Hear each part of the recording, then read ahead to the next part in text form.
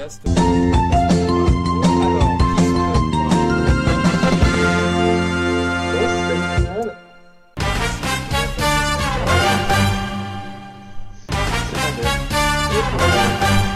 et enfin DB World.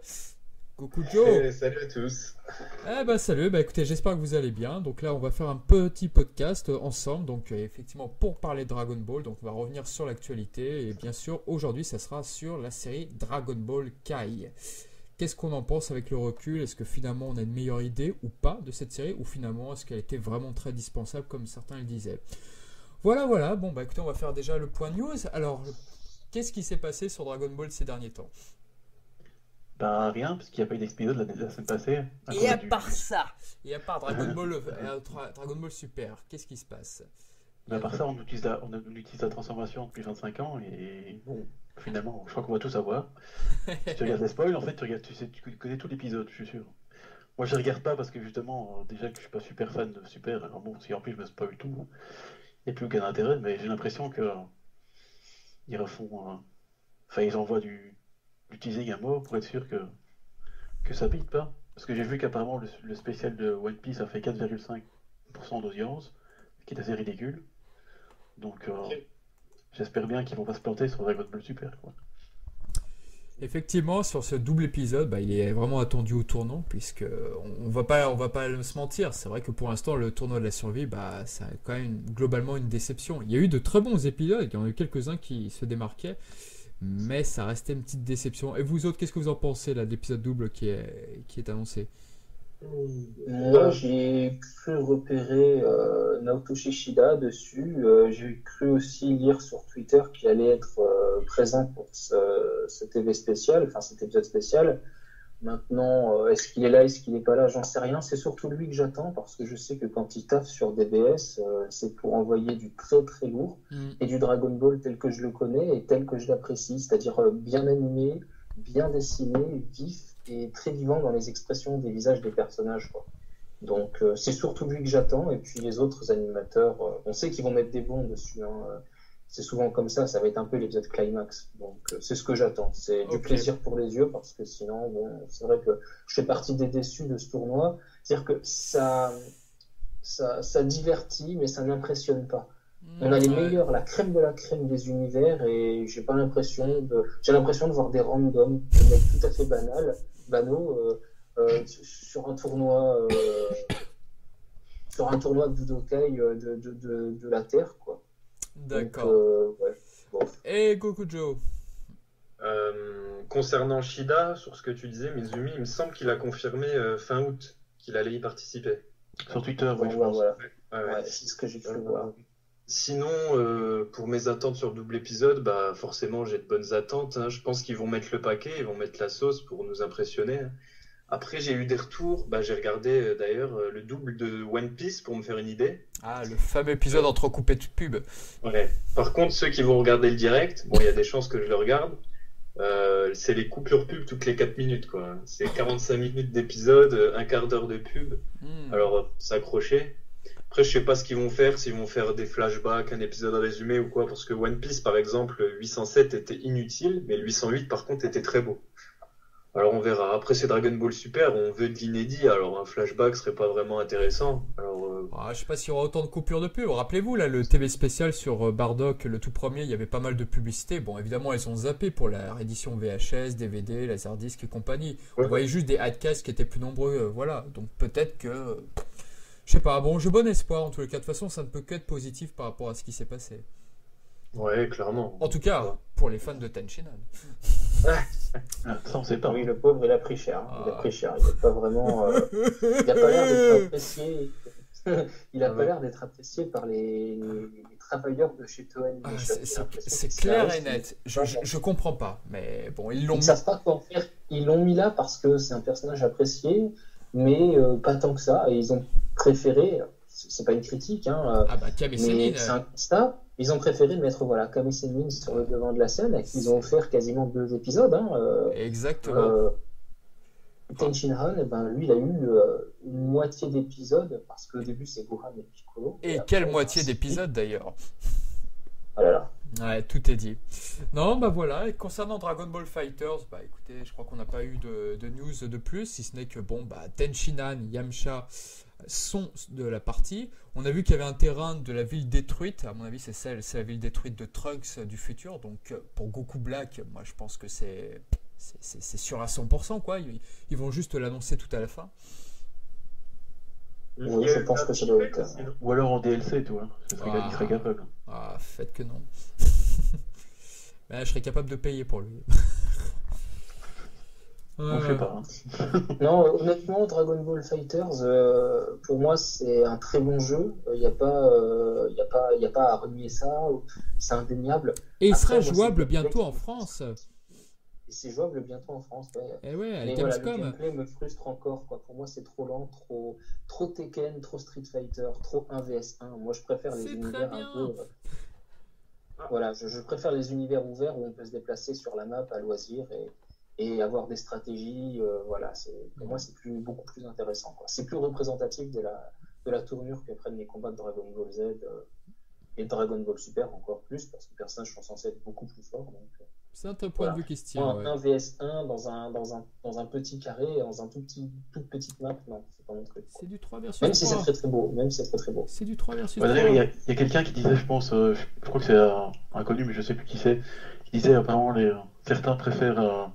Parce que bon, Dragon Ball Fighter, c'est clairement un jeu de combat, mais comme de ce que tu dis, Visu, et d'ailleurs je suis d'accord, hein, je préfère un Butokai Tenkaichi 3 où tu es quand même plus libre.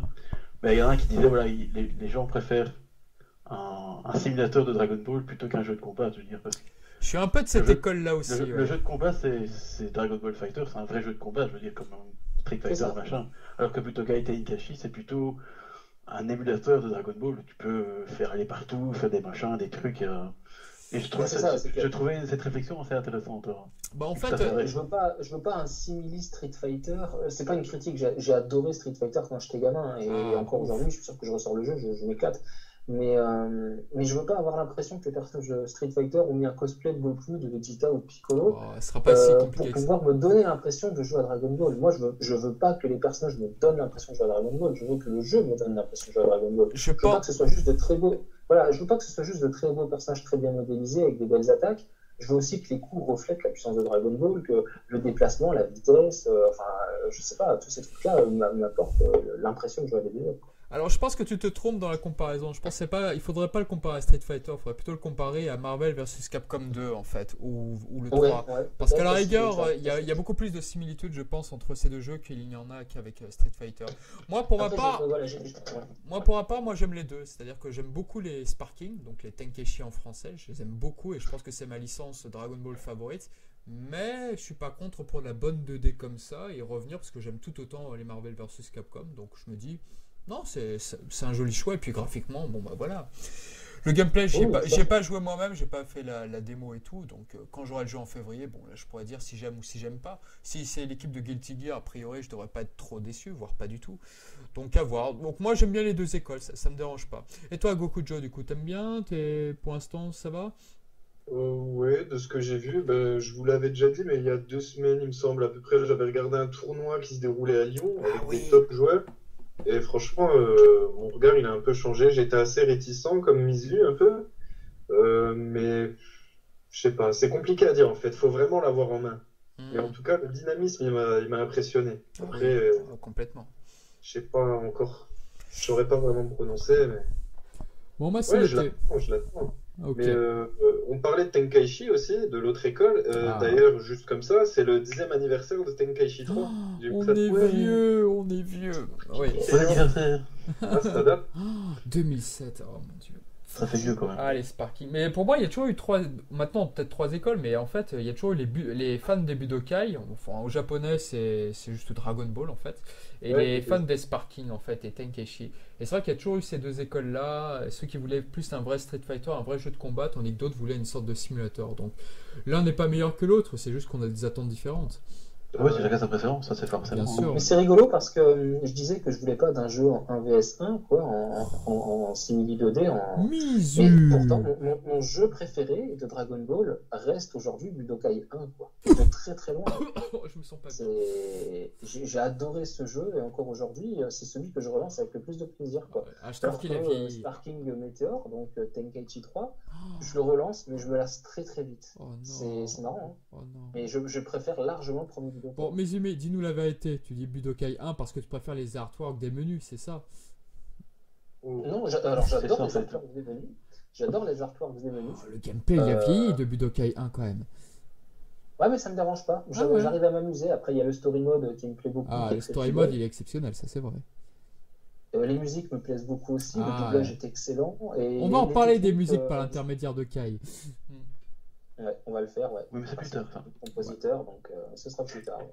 Ok, bah justement, vu avec cette transition, on va passer, donc on va clôturer le point news et on va passer à notre sujet, c'est-à-dire Dragon Ball Kai.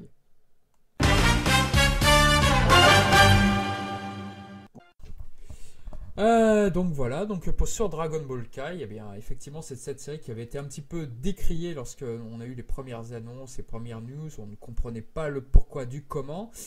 Bah écoutez, vous, quand vous avez vu l'annonce de Dragon Ball Kai, vous en avez pensé quoi concrètement?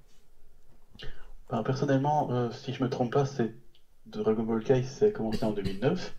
Oui. Hein, si je ne dis pas de bêtises. Bon, moi personnellement en 2009, je m'étais détourné de Dragon Ball depuis 9 ans. Donc ça fait longtemps. Donc honnêtement, moi j'ai connu Dragon Ball Kai qu'en 2012, donc après que ce soit fini. Donc voilà, bon, pour l'annonce en live, forcément, je connaissais pas, donc je peux pas le dire. Mais quand j'ai vu ça la première fois en 2012, on peut pas dire que j'étais forcément très enjoué, quoi. Parce que forcément, qu'est-ce que j'ai regardé en premier? C'était la transformation de Gohan en Super Saiyan 2, forcément.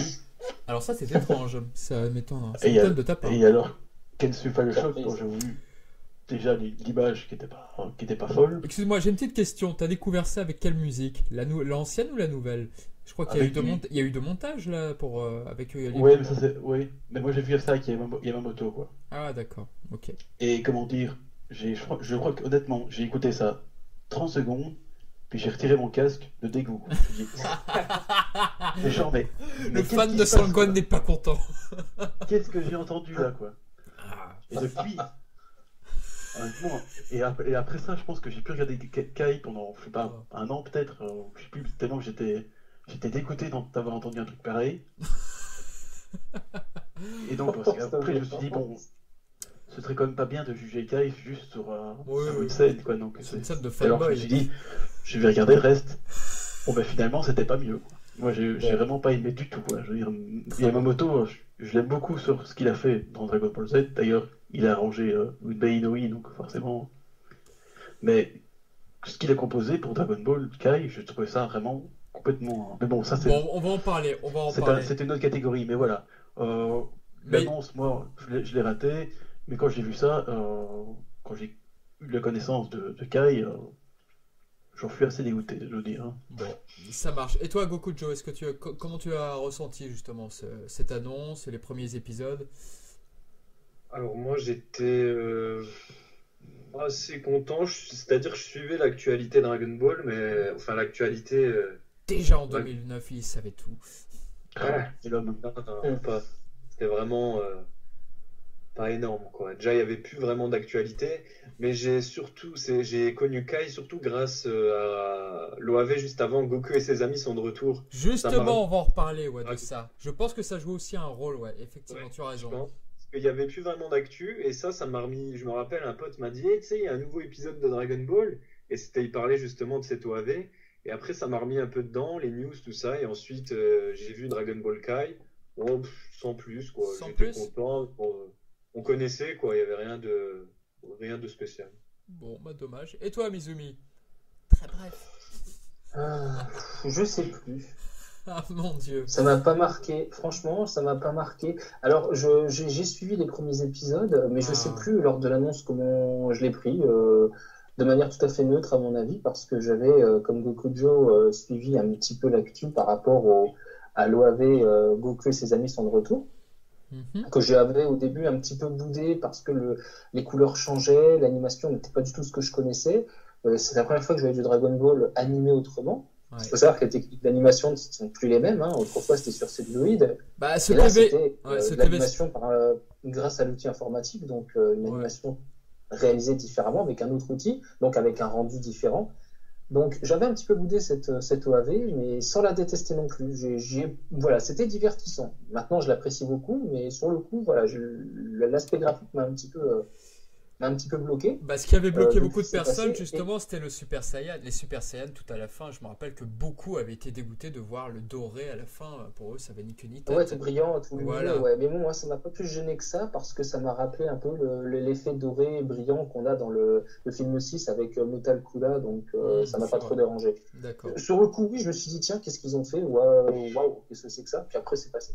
Et pour en revenir à Kai, ça a suivi donc cette OAV, et en fait, je ne savais pas ce qu'on allait avoir. Si ça allait être des épisodes tout à fait redessinés, ou si ça allait être un condensé de Dragon Ball Z, un remake avec les images de l'ancien. Donc, j'ai vu que les couleurs avaient été un peu éclaircies, que certains plans avaient été redessinés parce que les effets de flash noir et blanc là, ont été supprimés. Je dis, déjà, on perdait en impact. Tous les effets de clignotement, en fait, à cause d'une loi au Japon, ont été interdits, donc retirés purement et simplement. Donc déjà, cet impact-là, ça m'a beaucoup gêné. Par contre, j'ai trouvé pour finir sur une note positive, le combat contre Raditz, je l'ai trouvé efficace. Le montage était propre, en fait. Ça a donné un combat plus rapide, plus direct. Mais malgré tout, j'ai quand même préféré Dragon Ball Z. Et aussi pour le doublage, les comédiens On va en étant beaucoup reparler, plus ouais. jeunes. Voilà, on va pas leur en vouloir, mais voilà, le temps passe. Et voilà. Mais j'étais très très mitigé et finalement, je garde pas un souvenir exceptionnel de Kai. Quelques passages ont ma préférence sur Kai, mais sinon, globalement, Dragon Ball et Dragon Ball Z restent largement les séries que je préfère. D'accord. Kai ne fait pas le poids. Ok, donc parfait. Donc quant à moi, moi je me rappelle très bien quand il y a eu l'annonce. Effectivement, moi je pense que l'OAV là qui a eu lieu, c'était quoi en 2008? C'était quand l'OAV déjà? Ouais, 2008, ouais. 2008, je pense qu'il y a eu un grand rôle. Oui. Ils ont voulu tâter le terrain pour voir si ça marcherait. Puis ensuite, il y a eu Dragon Ball Kai. Moi, ce qui m'avait frappé dans Dragon Ball Kai au début, c'était toute la publicité. Par exemple, vous vous rappelez que Nappa et Vegeta, sur la fameuse planète où ils apparaissent la première fois, les couleurs étaient les bonnes en fait. Donc là, ils avaient beaucoup vendu Dragon Ball Kai. Regardez, on a corrigé. C'est pas mal. Hein. Ils ont corrigé que Vegeta, ils n'ont pas corrigé Nappa. Ouais, en plus. Ce qui est pas mal. Hein. Ce qui est dommage. C'est dommage. Ce qui est dommage. Et par contre, il y avait aussi un autre truc qui avait jasé Dragon Ball Kai tout au début, c'était le sang qui avait été censuré. Rappelez-vous de la mort de Raditz. Et du coup, je voyais dans les Animeland, les magazines, regardez, ils ont censuré la Toei, regardez. Moi, ma théorie, elle est simple, s'ils ont enlevé le sang. C'est justement parce que maintenant, il y a des lois, il y a des familles, entre guillemets, de France, mais cette fois-ci au Japon. Et maintenant, ils ne peuvent plus reproduire les effusions de sang comme ils le faisaient auparavant. Je ne pense pas que ça soit possible aujourd'hui. Donc, il y a eu pas mal de débats, pas mal de censure, regardez.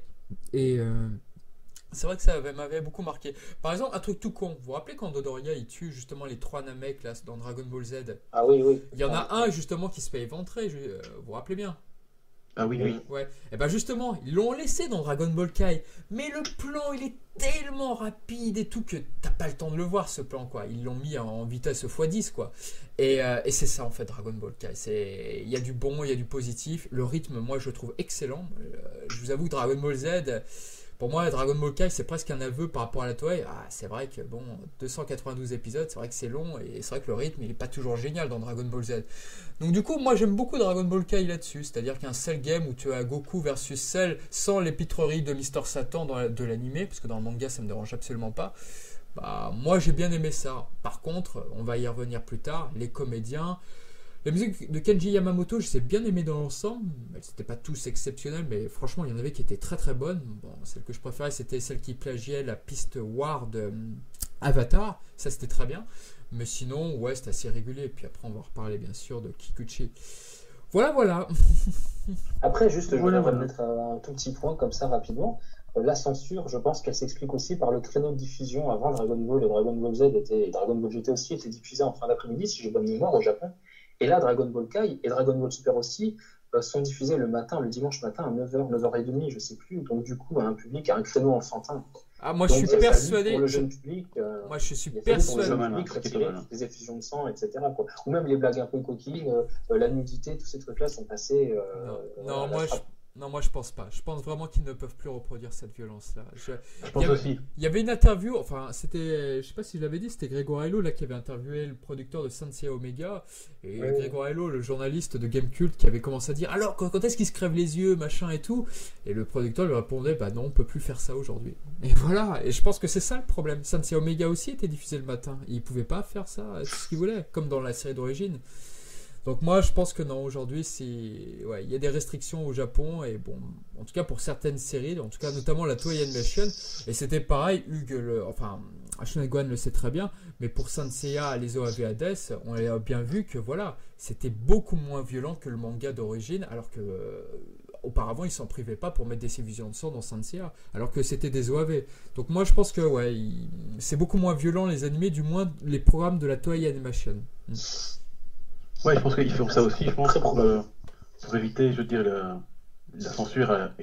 Bon, il y a quelqu'un qui est en train de se curer le nez, c'est assez dégoûtant. Je sais pas ce qui se passe là, mais. Coucou Joe, qu'est-ce qui se passe là? Il y a quelqu'un qui. On dirait qu'il se fait une ligne de coke là. C'est ça qui sert, mais. Ah bah bravo, messieurs. La drogue c'est mal. Hein. Encore la drogue c'est mal, vous voyez. Oui. Non, c'est pas Kaioshi. Hein. Ah non, Kaio, c'est Kaio maintenant. Non, je disais. C'est les deux? C'est Kaioshi? Non, c'est Kaio, c'est Kaio. Ah non, c'est les jeux Kaio, pardon, oui. Vous parlez de qui là? Nous digressons, c'est pas grave. Oui. Non, je disais non, pour la censure, je pense que c'est aussi pour éviter la censure à l'étranger, je pense. Parce que comme on l'a vu, par exemple, Funimation a dû largement censurer Dragon Ball Z à l'époque, parce que bon, les chaînes de télé très puritaines à l'époque n'en voulaient pas. Et je pense que la Toei a tellement été choquée par ces censures complètement. C'était puissant quand même. Hein. Je suis tout à fait d'accord avec toi. Je pense que c'est par rapport aux exportations. Il y a autant au Japon où maintenant tu peux plus faire comme ce que tu faisais avant, mais aussi à l'étranger où, bon. Ce qui est marrant, c'est qu'à l'étranger, maintenant on préfère nous censurer, mais bon, c'est vrai. Je suis totalement d'accord avec toi. Je pense que maintenant ils veulent faire un programme familial et justement ils sont très regardants justement par rapport à ce que disent à l'étranger. Ah ouais, mais ça on peut pas le passer, ça on va le censurer. Goku tout nu là, ah non on va lui rajouter un slip, ça va pas.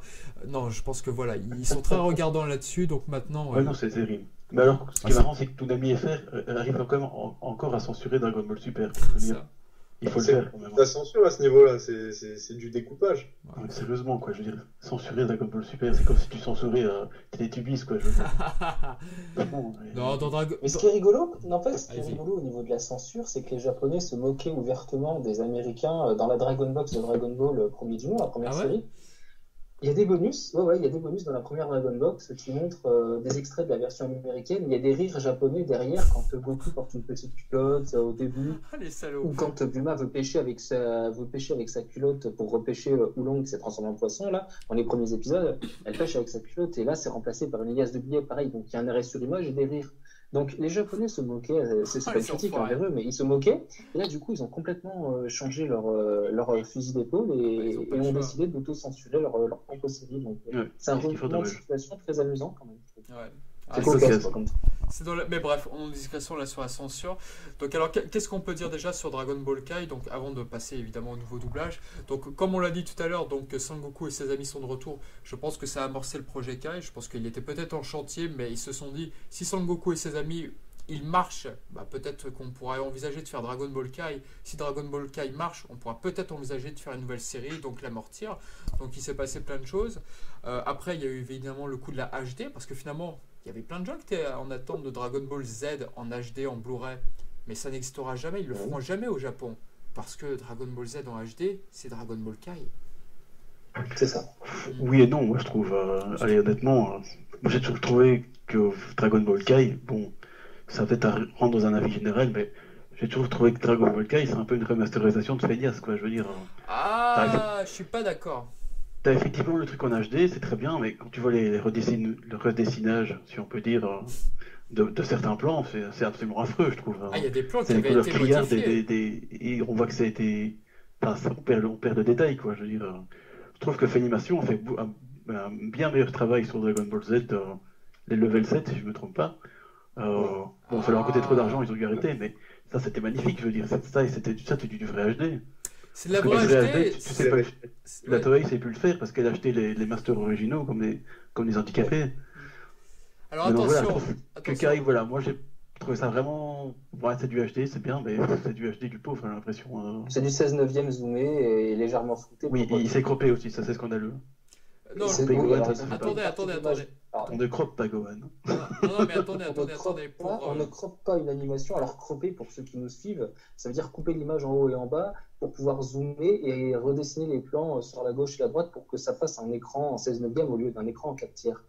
Un animé qui a été dessiné en 4 tiers avec une image en 4 tiers est prévu pour être diffusé en tant que tel. Le zoomer, c'est piétiner le travail des animateurs à la base qui ont pensé, réfléchi et animé leurs épisodes avec un format en 4 tiers et pas en 16 neuvième. Donc il y a beaucoup moins d'impact visuel sur un animé qui a été découpé que sur un animé qui a été zoomé. Honnêtement, pour moi, le fait d'avoir découpé l'image pour faire de la 16 neuvième, c'est un carnage. Je déteste cette idée. C'est Z et Dragon Ball et GT, même si jamais un jour l'idée folle leur venait de faire un GTK ou une connerie comme ça. Si l'animé est en 4 tiers, laissez-le en 4 tiers, les gars. Ou alors refaites un animé, redessinez-le parce que sinon ça n'a aucun sens. Ils l'ont refait, ils les ont dessiné les séquences quand ils ont fait le jeu Dragon Ball Z. Lequel c'était Ouais, voilà, c'était celui-ci, Ultimate Tenkaichi. Ils ont redessiné des séquences en s'appuyant sur les anciennes. Ok, ça va, il n'y a pas de problème. Ils ont redessiné le truc. Le truc. Attends, Mais Gokujo, tu veux dire qui a quelque été chose dessiné autrefois, non? Gokujo, tu veux dire quelque chose Concernant. Ah non, je crois que tu avais quelque chose à dire par rapport à ce que disait Mizumi. Non, il boit son thé comme Gohan. Ah, pardon. Non, par contre, juste un petit bémol. Moi, par exemple, j'achète la série Dragon Ball Z en Blu-ray de Fun Animation. Alors, effectivement, ce n'est plus du 4 tiers, c'est du 16 neuvième. Les plans sont tronqués, c'est vrai. Mais malgré tout, je prends quand même mon pied. Mais je comprends totalement les arguments de Mizumi là-dessus, évidemment. Mais je crois que Funimation a fait maintenant une version aussi en 4 tiers, parce qu'il y a des fans qui n'étaient pas contents que ce soit en 16 neuvième. C'est pas en 4 tiers. Ce n'est pas en 4 tiers. Je crois parce que Funimation a fait des tonnes de versions de Dragon Ball Z, c'est une folie. En Blu-ray, il en existe que 2. Une qui n'a pas été jusqu'au bout, celle-ci je ne la connais pas, et la deuxième c'est celle que j'achète avec. Vous savez, les covers sont en freeze, ça forme une. T'as 3 covers et un arc de Oui. Moi j'aime beaucoup cette édition, mais effectivement je ne cache pas que c'est en 16 neuvième, évidemment. Oui, est-ce que tu n'as pas on va digresser quelques secondes, mais c'est juste une question, est-ce que tu n'as pas les Kikora et les nuages qui saturent un petit peu les auras aussi peut-être des Je n'ai pas cette Saiyans sensation-là sur ma télévision. Non, franchement, très clairement, je n'ai pas du tout cette sensation-là. En tout cas, bon, je suis peut-être moins pointillé au bout du côté de l'image. Mais Funimation fait du bon travail, hein, donc parfois ils font des trucs. Je veux dire, ceux qui n'ont pas été jusqu'au bout, là, dont je parlais, c'était vraiment magnifique. Je veux dire, il fallait juste appliquer un filtre parce qu'il y avait beaucoup de grains quand même. Mais voilà, c'était vraiment du HD. Et level 7 Oui, le level 7. Les level 7 étaient géniaux. Le seul défaut, c'est dans les zones d'ombre, c'était vraiment beaucoup trop sombre en fait. Oui, peut-être, c'était un peu jarre. C'est pour ça qu'il y avait quelqu'un qui avait mis un filtre justement pour corriger ça et les grains qui étaient un peu apparents. S'ils avaient continué ça, ça aurait été une mine d'or, mais bon, c'était beaucoup trop cher, il paraît. Oui, s'ils devaient faire ça frame par frame, ça leur coûtait un pont. Et ça se vendait pas parce que forcément, il y avait Dragon Ball Kai en même temps. Et ça marche très bien, Dragon Ball Kai aux États-Unis, donc forcément, c'était pas rentable, quoi. C'est dommage parce que c'était le meilleur produit qu'ils ont fait, je trouve. Alors, pour revenir un petit peu sur Dragon Ball Kai, excusez-moi, je reviens sur le sujet. C'est pas bien. T'as raison. Non, on discrète. Donc, alors, qu'est-ce qu'on pouvait dire? Déjà, le rythme, ils ont tout fait pour donc couper toutes les scènes, entre guillemets, les fillers, et tout ça et compagnie. Donc, il n'était plus question de voir, par exemple, comment s'appelle la princesse Ebihime, c'est ça? Comment elle s'appelle? Ebihime, pardon, excusez-moi. Voilà, la princesse serpent, quoi. Ebihime, ça veut dire princesse et Ebi, c'est serpent, donc la princesse serpent. En fait. Et il y avait juste un truc qu'ils n'avaient pas réussi à gommer, il me semble, c'était Jinyu sous le corps de Bulma, je crois. Parce que malheureusement, Bulma était présente au moment où il y avait un dialogue qui était issu du manga, donc ils n'ont pas pu gommer celui-ci par contre. Ouais. Et il y a eu d'autres trucs aussi, justement, je comprenais pas. Le principe, c'était de gommer tous les HS, mais on en a conservé quelques-uns. Lesquels? Et je parle pas pour la saga Buu, hein, parce que dans la saga Buu, on sait, il y en a eu pas mal. Mais c'était avant. C'était plus un Kai. Hein. On a gardé Grégory, par exemple. On a aussi gardé... Alors, le problème, c'est que Grégory, il apparaît tellement.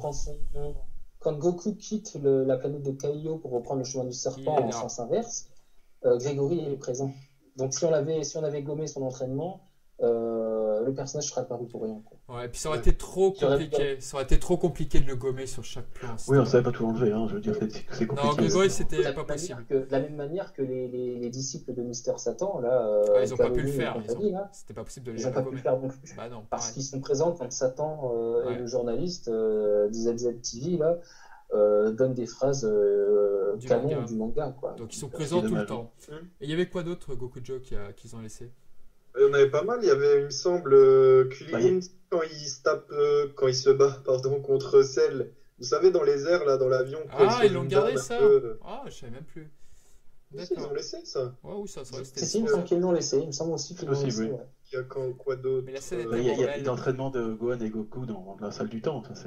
Ça reste cette jour-là, ça, par exemple. Il y a Gohan contre Freezer sur Namek. Quand Ah, ils l'ont Goku laissé? est un peu étourdi. Ah Vous ouais, mais savez il pouvait que pas. Freezer face à Ouais, Gohan. ouais, il pouvait Ah, pas. je l'ai regardé celui-là, c'est bien. Bah, il pouvait pas le supprimer parce que quand justement Goku se relève, justement, il revient à la surface, Gohan est présent. Ouais, bah oui.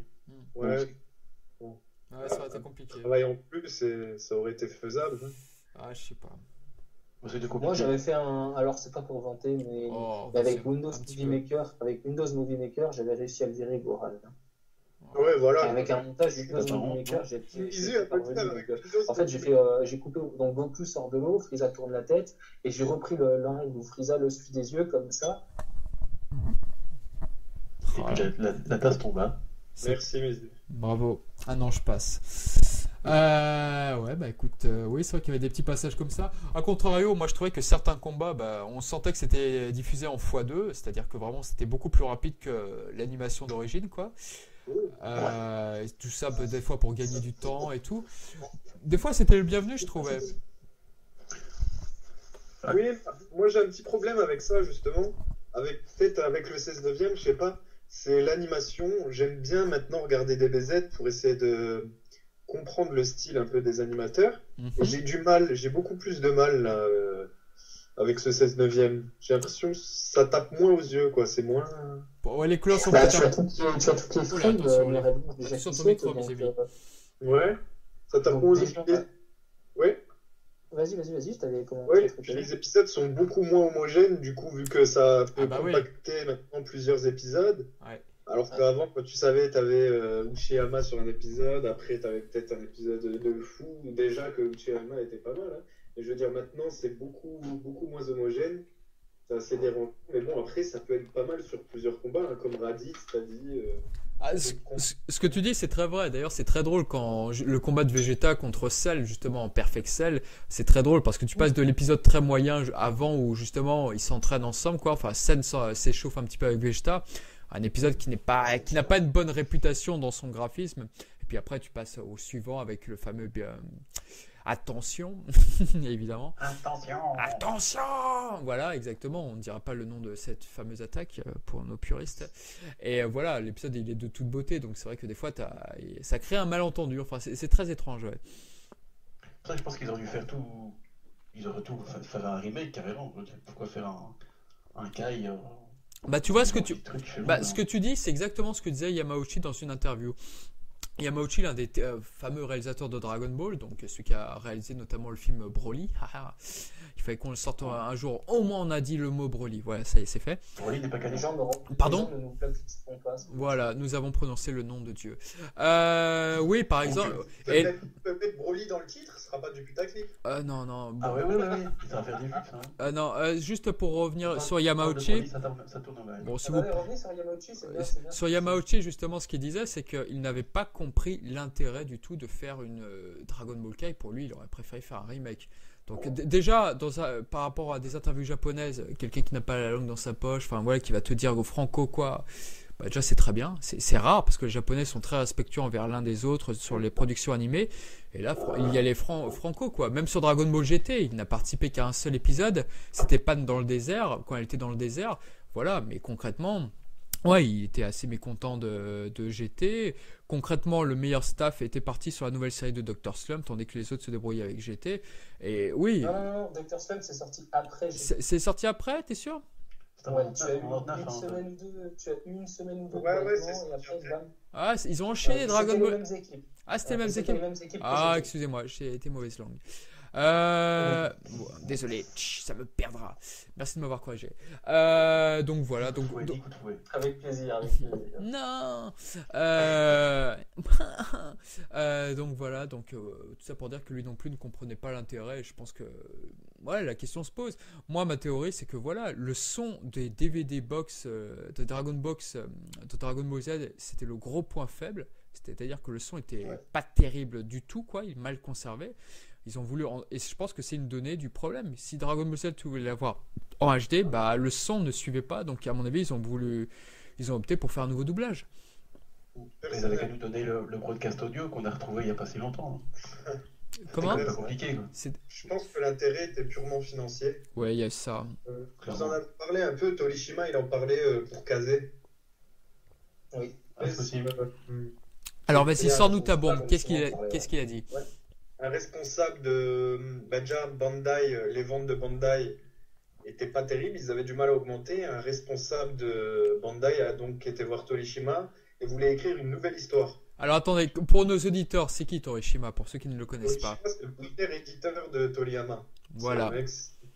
Jusqu'à 23e Tenkaichi Budokai. Exactement. Donc il voulait écrire une nouvelle série Dragon Ball au goût du jour. C'est ce qu'il dit Torishima dans son interview.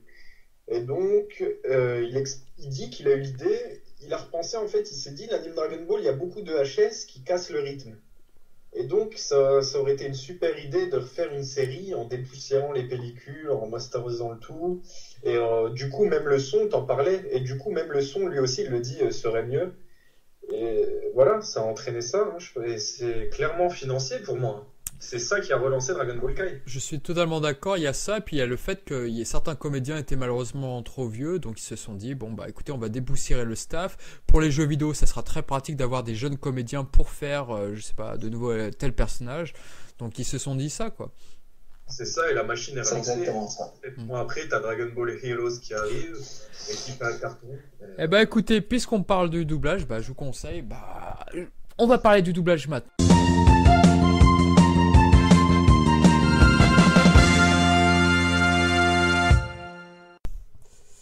Ok, écoutez, on va parler du doublage de Dragon Ball Kai qui a fait beaucoup de bruit à son époque, en tout cas pour nous les puristes qui connaissions par cœur sur le bout des doigts, donc la VO de Dragon Ball Z.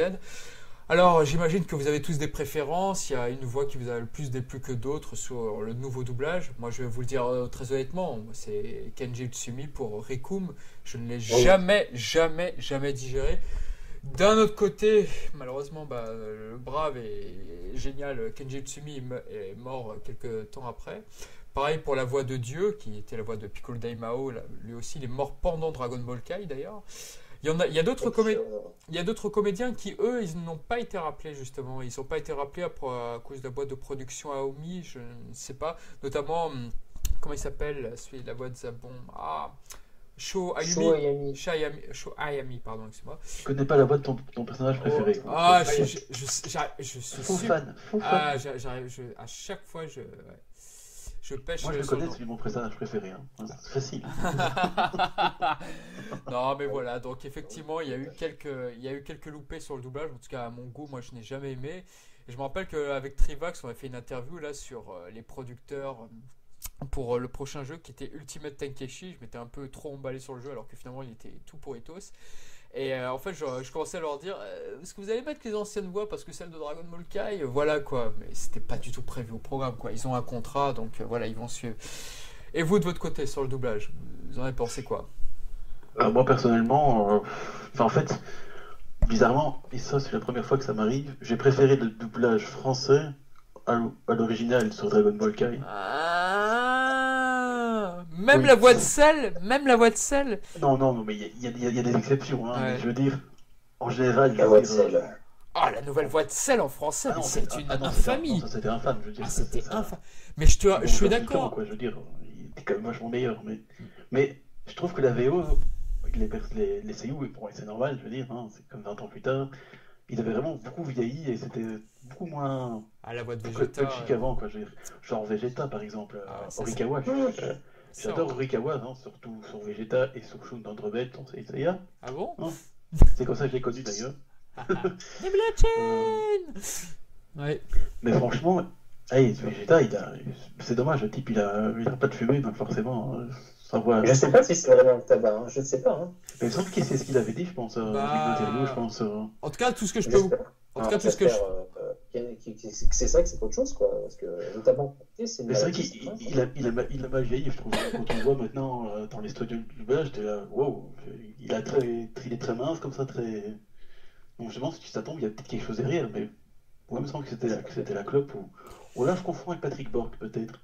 Patrick Borg, rien à voir. Ouais. Là, au Po Anime Game Show, il le dit d'ailleurs dans son interview, c'est quelqu'un qui fume, c'est quelqu'un qui conduit la moto sans s'ouvrir le cou et qui en plus aime bien boire un petit coup de temps en temps. Voilà, ça m'étonne pas.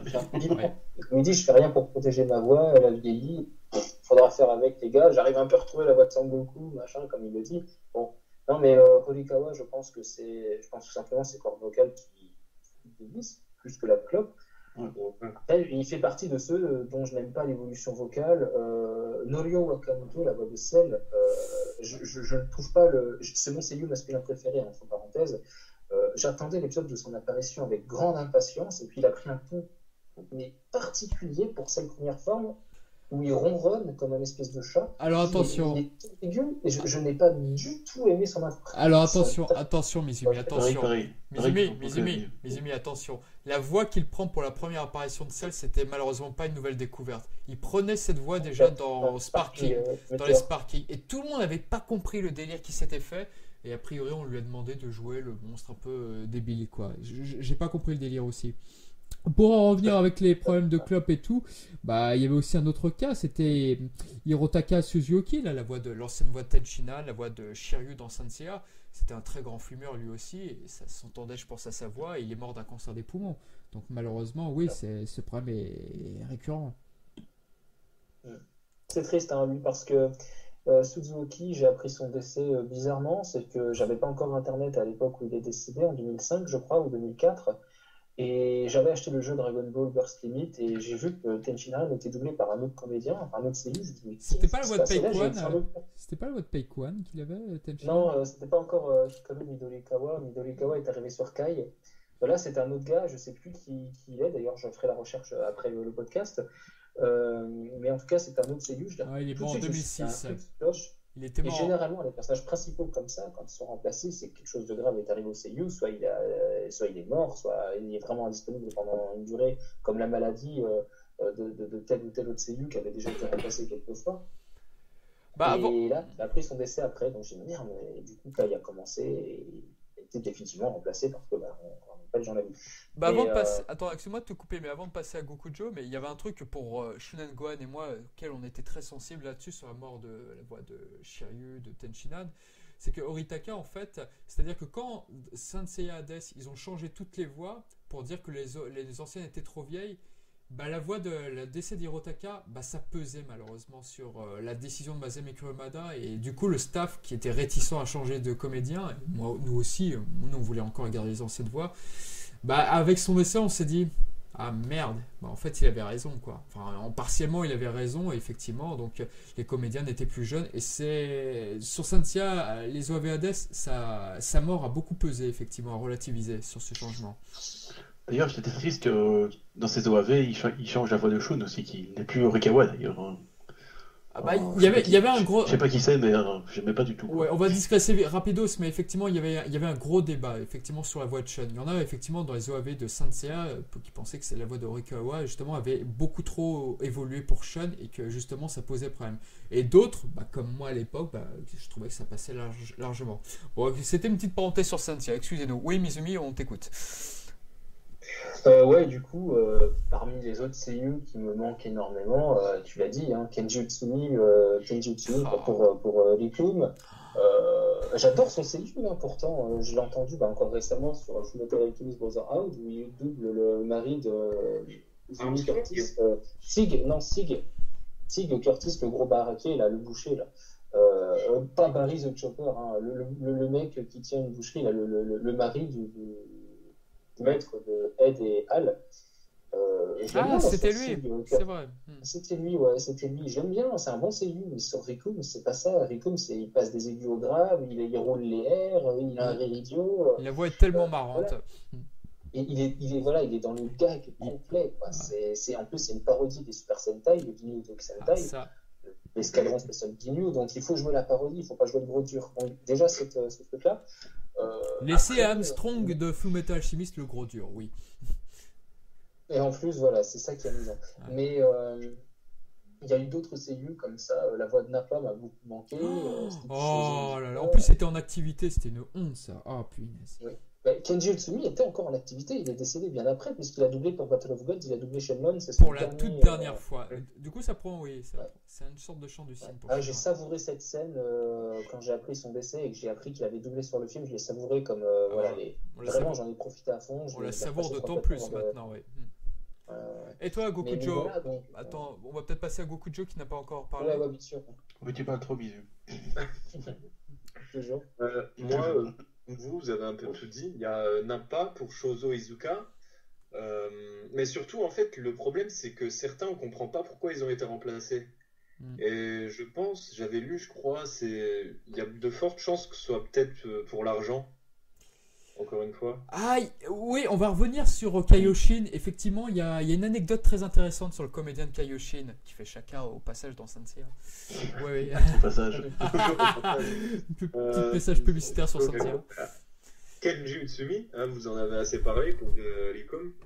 D'ailleurs, les hommes de Freezer, surtout Ginyu Tokusentai, Commando Ginyu, ils ont tous été remplacés, si je dis pas de bêtises. Oui. Tous étaient remplacés. Et il y en a, on comprend pas pourquoi. Et c'est complètement débile. C'est malheureusement ce qu'on a dit tout à l'heure. C'est-à-dire qu'ils voulaient rajeunir le staff, les anciens. Il y avait quelques membres du commandant Ginyu qui étaient de toute façon décédés. La voix de Jis, c'est un énorme comédien. Il était déjà décédé depuis quelques temps. Après, la de Jis, tu vois, c'est moins dérangeant. Parce que celui qui l'a remplacé, c'était, comment il s'appelle je ne me rappelle plus. Tanaka, un truc comme ça. Tanaka, je sais plus quoi. Et c'est le seiyuu de Kiabe et de Hanzo dans Hunter x Hunter 2011. Exact. Bien joué. Non, Tanaka, c'est celui qui est décédé. Oh non, je sais plus. Ils font chaque fois. Et oui. Remplaçant, c'est lui, oui. Oui. Alors attends, Tanaka Kazumi, c'était la véritable voix de Jis. Il était extrêmement populaire. Et dans Kai, c'est Kichio Daisuke. Voilà. C'est lui. Voilà. Juste pour rebondir aussi, bon, je suis désolé, tout le monde sait que j'adore ce personnage, mais Ginyu, non, je suis désolé, Gokuda, je t'apprécie, je t'adore, mais je suis désolé, jamais je n'aimerai la nouvelle voix de Ginyu, je peux pas. Ori Hideyuki, la voix de Iki dans Sanseiya, excusez-moi pour cette pub. Évidemment, on va faire ça Sanseiya 4. Voilà, cette voix, elle est tellement génial, surtout quand il dit Chang'e et tout. Alors que quand t'as derrière t'as Konichi Katsuyuki là, mais c'est je peux pas. Et surtout dans Dragon Ball Super. Alors là c'était non je pouvais pas. On a aussi Joji Yanami qui a été remplacé. Lui il était temps malheureusement. Non, malheureusement oui, ça se voyait surtout dans Super, c'était terrible. Pour sa santé il était temps, mais pour sa santé c'était. C'est dommage, je veux dire. Parce que va le dire, mais ils l'ont remplacé, ils l'avaient déjà remplacé pour plein de rôles dans Kai, ils l'ont remplacé pour Dr. Brief, ils l'ont remplacé pour Babidi. Ah oui, la voix de Broly pour Babidi, c'était parfait ça. Babidi, Bin Shimada, mais c'est marrant, l'intonation qu'il arrive à prendre, jamais tu te dis le mec c'est Broly quoi. Est-ce que tu as regardé Sanseiya ? Est-ce que tu as déjà regardé Sanseiya ? Ce fanboy, parce que placement de produit quoi. Ce placement de produit. Il travaille chez toi, c'est pas possible. Non, écoutez, je vous défie de mettez un extrait où il y a Zelos. Zelos, c'est une petite grenouille dans Sanseiya, mais le perfide, c'est un crapaud, le crapaud, et c'est Shin Shimada qui le double. Et je peux vous dire que à aucun endroit tu te dis ah bon, c'est la voix de Broly ça. Non, le gars il s'adapte. Il avait déjà fait des seiyuu qui savent moduler leur voix. Vin Shimada, il est réputé pour faire des voix un peu nazies. Ouais. L'un des deux.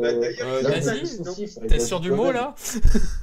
Il fait pas le Hitler dans le film avec Janemba? Si.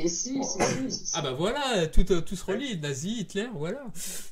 Voilà, Nassiyard. Mais qu'est-ce que c'est drôle. Caillou vous donne un point là. Vous avez droit à un entraînement avec lui. Non, mais il avait fait aussi un des sous-fifres de Babonne, la Bourbon, dans la VF, là, dans la VF. Dans les fillers plutôt de l'Arc-Ciel, là, quand Gohan va chercher des épices, là, il a fait un des deux sous-fifres. Il a fait filler d'ailleurs. Oui, un excellent filler. Il a fait plein de personnages comme ça, ultra secondaires. Et je vous ai dit qu'il doublait la gamme de Merak dans Sanseiya. Non, ok, j'arrête. Putain, celui-là, quoi. Et je crois que dans GT, il fait aussi il fait le petit gros là des frères Parapara aussi. Je crois que c'est Et il fait pas aussi un truc dans Senseiya par hasard? Ouais, Paragon et Zelos, malheureusement non. Et enfin, concernant les voix, je voudrais parler d'un truc qui s'est passé aussi bien sur la VF que la VO, c'est-à-dire un comédien, un rôle.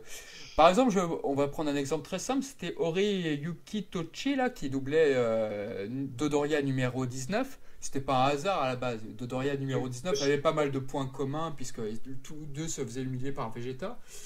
Et bah finalement, qu'est-ce qui se passe? Il ne double que numéro 19. Dodoria, c'est une nouvelle voix maintenant qu'il l'incarne. Et ça n'arrête pas. Et en VF, c'est ce qu'avait dit a priori, c'était pas Kazé, non, c'était la Toei qui voulait absolument que voilà, une seule voix par personnage. C'est pour ça que Brigitte Lecordier n'incarne plus que Sangoten, mais ne fait plus Trunk dorénavant. Personnellement, j'aime bien la nouvelle voix de Trunk, voilà. Mais et du coup, c'est pas mal là-dessus. Tout à l'heure, on disait que Shoayami ne doublait plus Zabon, mais dans les jeux vidéo, il continue de faire Sother, par exemple, et ainsi de suite. Oui. Donc c'est vrai qu'on s'en rend pas compte, mais dans Dragon Ball, il y avait pas mal de comédiens qui doublaient un nombre incalculable de personnages. La voix de Mister Satan, Gori Daisuke, c'est ça? Combien de personnages il a fait, lui? C'est juste incroyable. Ouais. Donc oui, bon, bah, vous restez sans voix. Bon, bah c'est que j'ai pas dit de conneries, ok. On n'a pas parlé du regretté Miyauchi Kohei, le seiyuu de Kame-sennin. Ah, ouais, Kame-sennin. Passé par Masaharu Sato. Ouais. Bon là après c'était malgré eux, hein. Il est décédé pendant Dragon Ball Z, c'est ça? Pendant des on le voit déjà le remplacement. Oui, parce que Dragon Ball GT il avait été déjà remplacé. Ouais, mais même plus tôt encore dans le film 4.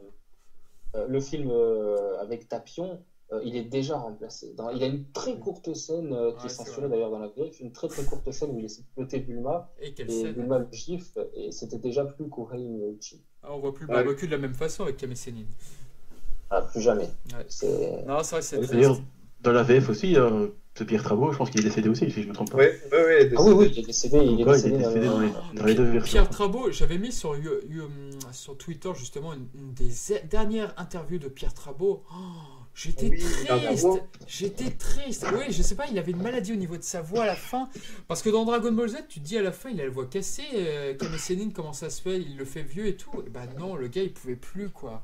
J'ai vraiment de la peine, quoi, pour ce grand comédien. C'est un comédien français dans la VF de Dragon Ball et Dragon Ball Z. C'est peut-être la voix française que je préfère, quoi. Ouais. Masculine. C'était le directeur de plateau. Oui, tout à fait. Oui. Il prenait des idées, quoi, je dirais. Il prenait des positions, c'était génial. C'était Brigitte Lecordier, je crois, elle en avait parlé. Il disait quand il recevait les scripts, il disait bon, on comprend rien du tout de quoi ça parle. On comprenait tout. C'est ça. Ouais. Non, avec ton truc pourri, là. C'était un très très grand comédien, Pierre Trabeau, tout comme Claude Chantal qui avait doublé dans d'innombrables Disney, celle qui faisait la voix de Kuririn. Voilà, mine de rien, il y a eu beaucoup de grands comédiens dans Dragon Ball Z.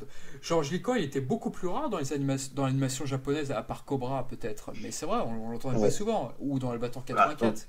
Dans Dragon Ball, c'était quelque chose, quoi, je veux dire. J'aimais beaucoup ce personnage.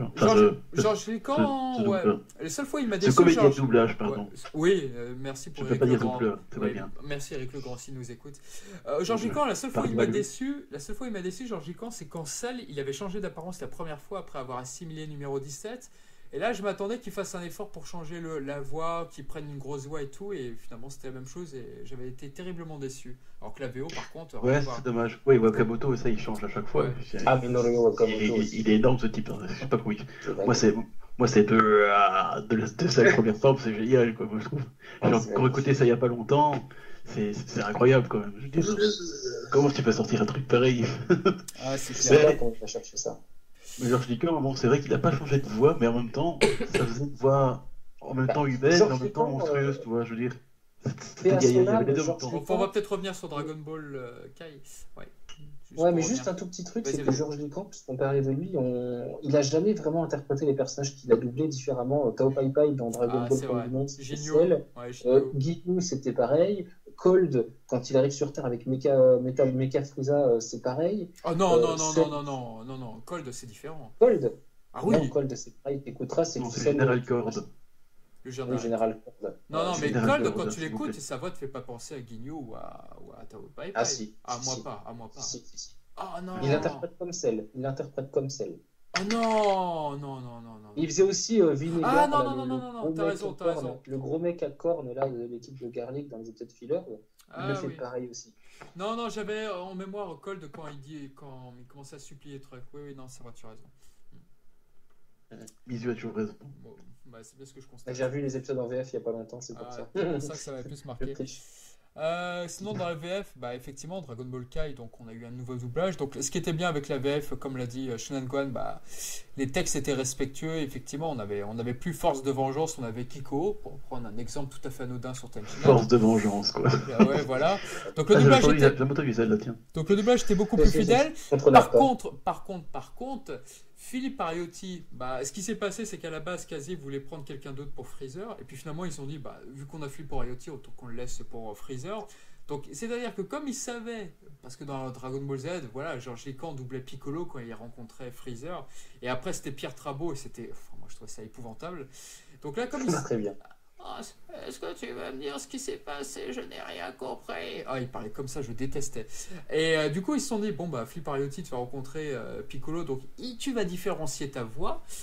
Et ça donnait quelque chose de très bizarre au début sur Freezer. Enfin, moi, j'ai mis un petit temps d'adaptation. Et je sais pas si pour vous, ça vous a fait pareil. Je me suis Ouais, jamais enfin. fait au Frieza à la voix aiguë, moi. Comment? Moi aussi. T'as pas, dans la VF, Frieza voix aiguë, je me suis jamais fait. J'ai toujours préféré la version de Z, pas pour les textes, mais pour le timbre de voix utilisé sur Frieza. Alors, le- c'est le timbre, parce incroyable, que je vous chuchotais. avez réussi à faire ça. Ah non, j'aime pas. Ah ouais. C'était particulier. Toi, Gokujo, t'avais bien aimé ces changements comme ça Oui, ces changements de la VF de Kai, j'y ai pas trop fait attention. Je me suis plus attardé sur la VO perso. D'accord. Ouais, C'est dommage, de vrai. c'est dommage pour la voix de Chichi. Tous. J'ai vu en gros, mais ouais, je me suis pas intéressé, quoi. Ouais, J'ai je constaté les améliorations. Ouais, je On comprends. dirait qu'ils disent beaucoup moins de conneries, déjà, c'est agréable. Ah oui, ça fait plaisir, quoi. Ça, c'est- Mais moi, franchement, quand j'ai regardé ça la première fois, j'ai vu ça, je crois que c'était dans les sagas Cyborg, quelque part par là, je suis surpris à être vraiment... Pourtant, j'aime pas Kai, hein, je l'ai déjà dit au départ, mais avec la VF, je me suis surpris vraiment à être emporté par l'épisode et donc continuer à le regarder sans être ennuyé, je veux dire, Je par comprends. tous les autres défauts que je trouve à Kai, parce qu'on a fait vraiment enfin une version française correcte, quoi, je veux dire. Avec une vraie traduction, pas avec un Des script bonnes anglais traductions tout dégueu. et des Ouais. voix correctes, je trouve. Ouais. Alors, parmi les nouvelles voix correctes qui sont arrivées, moi, gros coup de cœur, c'était pour Benoît Dupac. C'est une star, lui, et tous les fans de GTO le connaissent très très bien. Oh, lui, je l'aime trop. Ah oui, GTO. Il incarne Jis dans Dragon Ball Kai, et c'est une des rares nouvelles voix où je trouve, pour le coup, que c'est très très bon, c'est très très fort, quoi. Ah oui, Ouais. je parle pas. Et non, J'ai moi, j'ai pas tout regardé. Hein. moi j'aime beaucoup Jis de base, donc forcément. Par contre, moi j'aurais préféré que Patrick Borg continue de doubler quelques personnages, mais bon, Patrick Borg, on le dit, tu fais plus Zabon, tu fais plus Jis, voilà, tu fais que Son Goku. Par fais contre, Goku, Antoine Noël, qui était le directeur de plateau, Antoine Noël, ouais, je suis un peu mitigé sur lui en fait, malheureusement. Il faisait quelle voix pour lui? Alors, il faisait numéro 16, il faisait Zabon ou Zabon, au choix. Et puis qui Ou d'autre? Zarbonne? Ouais. Non, je crois que Ou c'est surtout numéro ou la 16. Sorbonne, tant qu'on y est. Il a fait Trunks à la fin de Ah, Dragon Ball Kai. Il a fait numéro 17 dans Dragon Ball Z quand il se fait assimiler. Oui. Hé hé. Ça me dit rien, disons. Ouais, moi aussi ça m'a C'est pas ça. marqué. J'étais très étonné que c'était lui, et en fait, oui, je me suis pas trompé. Voilà, que dire? Bah, numéro 17, parlons-en. Il est doublé de bout en bout par Thierry Bourdon, enfin. C'est... Excellent. Ah oui, parce que là, Éric Legrand en numéro 17 dans le TV spécial, je supportais pas du tout, quoi. Enfin, Ça doit faire bizarre. Ça m'a Ouais. pas plus J'adore Eric le dérangé, Grand, ça m'a mais pas ça lui plus va pas. dérangé, Ah, moi, c'est sûr que ça lui va pas. mais oui, Bourdon est Ouais. meilleur. Enfin, pas meilleur, mais pour le rôle, ça lui correspond mieux. Mais par contre, Ok. je vous confesse, je ne suis pas allé jusqu'à Majin Buu pour la VF. Donc du coup, la voix de Boubou, entre guillemets, quoi, de Patrick Borg. Les quelques extraits que j'ai vus dans Dragon Ball Z Battle of God, j'ai trouvé ça super décevant. Bon, Mizumi l'a dit tout à l'heure, à cause du tabac, à cause de plein de choses, quoi. Je ne sais pas ce que ça vaut dans la partie de Majin Buu, mais bon, c'est pas... ça n'a pas l'air d'être top, quoi. Et écoutez, je vais vous proposer quelque chose, c'est qu'il est au Toulouse Game Show, Patrick Borg, début décembre, donc je pense que j'irai au Toulouse Game Show et je lui poserai la question s'il se souvient, parce que le Boo dans la VF de Dragon Ball Z a été doublé de 2 manières différentes, toujours par Patrick Borg. Je parle bien du gros Boo, hein, le gentil. Enfin, qui devient gentil. Au début, il a une voix très éraillée et par la suite, comme le dit Patrick Borg lui-même, il lui donne la voix de Raymond Barre, cette voix de gros bonhomme. Ouais, j'ai vu ça, c'est fort, ça. Et du coup, il a 2 interprétations très différentes du personnage. Donc, je voudrais savoir s'il se souvient de cette première façon qu'il avait de le doubler, et s'il ne peut plus, à cause de sa voix qui a changé, et que du coup, il est parti sur la façon Raymond Barre, ou si au contraire, il a voulu... tout simplement changer de lui-même, quoi, d'un coup de tête, tiens, je vais changer, je vais le faire autrement. Alors si c'est un oubli ou si il ne peut plus le faire. Voilà, je poserai la question. Mais c'est vrai que dans Dragon Ball Z, la voix de Majin Buu, elle était excellente. Moi, j'ai trouvé excellente dans Dragon Ball Z, la voix de Majin Buu gros, avec les « tu me donnes envie de te manger », enfin, je sais plus comment il le disait, mais c'était... Non, je trouvais ça fort, quoi. C'était pas mal, ouais. Dans Dragon Ball Z, je me souviens plus, là. dans Dragon Ball Majin Buu, la partie Majin Buu, entre Brigitte Lecordier qui s'inventait une nouvelle voix pour Neptune, j'allais dire Kaioshin, je suis bête, et Patrick Borg qui faisait Majin Buu, franchement, ils ont bien transformé leur voix, c'était assez impressionnant. Mais même Philippe Ariotti, quand j'ai découvert Babidi, je me suis dit, mais c'est lui? La voix est incroyablement ressemblante à la VO, c'est incroyable. Tu passes de la VO à la VF, mais c'est le même, quoi. Tu trouves? Ah non, ah oui. Babidi dans la VO, il a une voix très grave. Ah non, moi je trouve qu'il c'est Joji Yanami qui mais je sais bien, c'est pour ça que je dis ça. Ah non, moi je trouve que tu passes de la VO à la VF, je trouve que la VF est étonnamment fidèle, moi, par rapport à la VO, sur Babidi. Bon, bah tant pis. Mais en tout cas, c'est mon avis. Moi, je pense pas. Moi, je trouve que justement, ça contraste, mais ça contraste bien. Les deux donnent un ton relativement agaçant. Ils sont tombés dans mon piège d'abord. C'était excellent. Interprétation. Mais ouais, en fait, je pense que les deux comédiens, autant Joji Yanami que Philippe Ariotti, cherchent à donner une voix un peu agaçante volontairement au personnage pour le rendre détestable. Et dans les deux cas, je trouve que c'est réussi. J'aime beaucoup les deux voix. Moi, j'adore ce passage. Je trouve que c'est agaçant au possible. Et à contrario, je déteste la voix de Babidi dans Kai, puisque c'est le sujet. Bin Shimada, j'adore ce seiyuu, mais je le déteste sur Babidi. Puis non, je l'aime pas. Il avait une voix tellement singulière pour Babidi que oui, c'est vrai que c'était. Ah oui, moi fallait me remettre Joji Yanami. De toute façon, je le disais tout à l'heure, Joji Yanami, dès l'instant où ils l'ont retiré un peu partout. Ouais, mais bon, c'était sa santé qui était là aussi, voilà. Ah bien sûr, bien sûr. Non, surtout dans Super, tu voyais quand même que ça qui était presque à l'agonie, c'est pas possible, quoi. Ah oui, non, mais pour ça, c'est Gokujo, tu veux dire quelque chose? Attends. Gokujo? Non, je disais juste. Réveiller. J'ai un ami, mais je disais, plus le temps il passe là, et plus on va perdre des cadors de la série comme ça. C'est pour ça que Dragon Ball Super, c'est la dernière occasion pour avoir un semblant de ce qu'on aime, quoi. C'est bientôt terminé. On est début octobre, mais Masako Nozawa fête son anniversaire le 20 ou 25 ou 22, un truc comme ça, octobre, 81 ans. La voix de Frieza, la voix de Piccolo, la voix de... ils sont tellement nombreux comme ça à avoir... Vegeta aussi, tiens, Horikawa, il a pas été tout jeune. Vegeta, je ne sais pas quel âge il a, Ryo Horikawa. Par contre, on a aussi la voix de Cell. Kenji Wakamoto Norio Wakamoto, ouais. Non, Kenji Wakamoto, n'importe quoi, c'est le comédien, c'est le compositeur. Je suis à partir Kenji Yamamoto. Ouais. Kenji Wakamoto, c'est pas mal, ça. L'année en moins que Nozawa, quand même. Ouais, mais mine de rien. Mais Nozawa, le jour où malheureusement ça arrivera, voilà, elle décédera, ça va être très dur pour la Toei Animation. Mais je suis sûr qu'ils doivent y penser, il faut qu'ils trouvent une voix qui soit quasi parfaite, qui limite à la meilleure perfection. Ils y pensent, c'est obligé. Bon, est-ce que vous pensez qu'ils préparent dans l'ombre une Nozawa bis? c'est pas le genre d'Atoei, je trouve. Hein. Ils sont toujours un peu à la bourre quand même, j'ai l'impression. Alors, au niveau Il y du a Dragon Ball Super, ils l'ont fait à la bourre quand même. Je veux dire, quand ils l'ont sorti il y a 2 ans, c'était à peine prêt, quoi. Je veux dire. Alors, allez, on va le faire. Ouais, ouais. alors excusez-moi de vous interrompre, mais Non, je ne t'excuse pas. bah, c'est dommage parce qu'il va le falloir. Je sais pas par contre si vous vous rappelez du TV spécial, non, de l'OAV, pardon, sur Sangoku et ses amis sont de retour. Mais comme je pense que c'était peut-être pas prémédité finalement que Kai suive, pourquoi? Parce que quand on regarde de plus près le doublage, Ro Kaioshin, le doyen des Kaio, et Ten Shinan, qui était pourtant sur l'affiche ou qui aurait dû être là, les deux comédiens étaient décédés. Et ils ne parlaient absolument pas. Et c'est un peu comme les Simpsons avec la VO, quand un comédien meurt dans les Simpsons, il ne remplace pas le personnage. Il disparaît de la série. Et moi, je pense qu'auparavant, avec ce truc spécial, il se disait, bon bah non, il est décédé, on ne va pas le remplacer, le personnage, voilà, il est mort avec lui, ou en tout cas, on ne le fera pas parler. Kai est arrivé, ils ont été obligés. Donc, oui, je pense que c'était une des données du problème. Maintenant, j'ai envie de dire qu'ils s'en fichent. Ils s'en fichent maintenant. Si quelqu'un doit décéder, bon, bah, ils vont le remplacer et ça leur permettra de rajeunir le staff maintenant, puisqu'ils sont sur la durée. Ouais, mais là, pour Goku, le héros, ses fils, il faut savoir que Masako Misawa donne un timbre de voix et une façon de prononcer les mots, elle a un rythme dans le débit, etc., pour chaque transformation. Donc, il faut savoir qu'elle fait donc Goku, Gohan, Goten, Gotenks, Vegito, Gogeta. Ulysse. Oui. Puis elle a jamais été remplacée.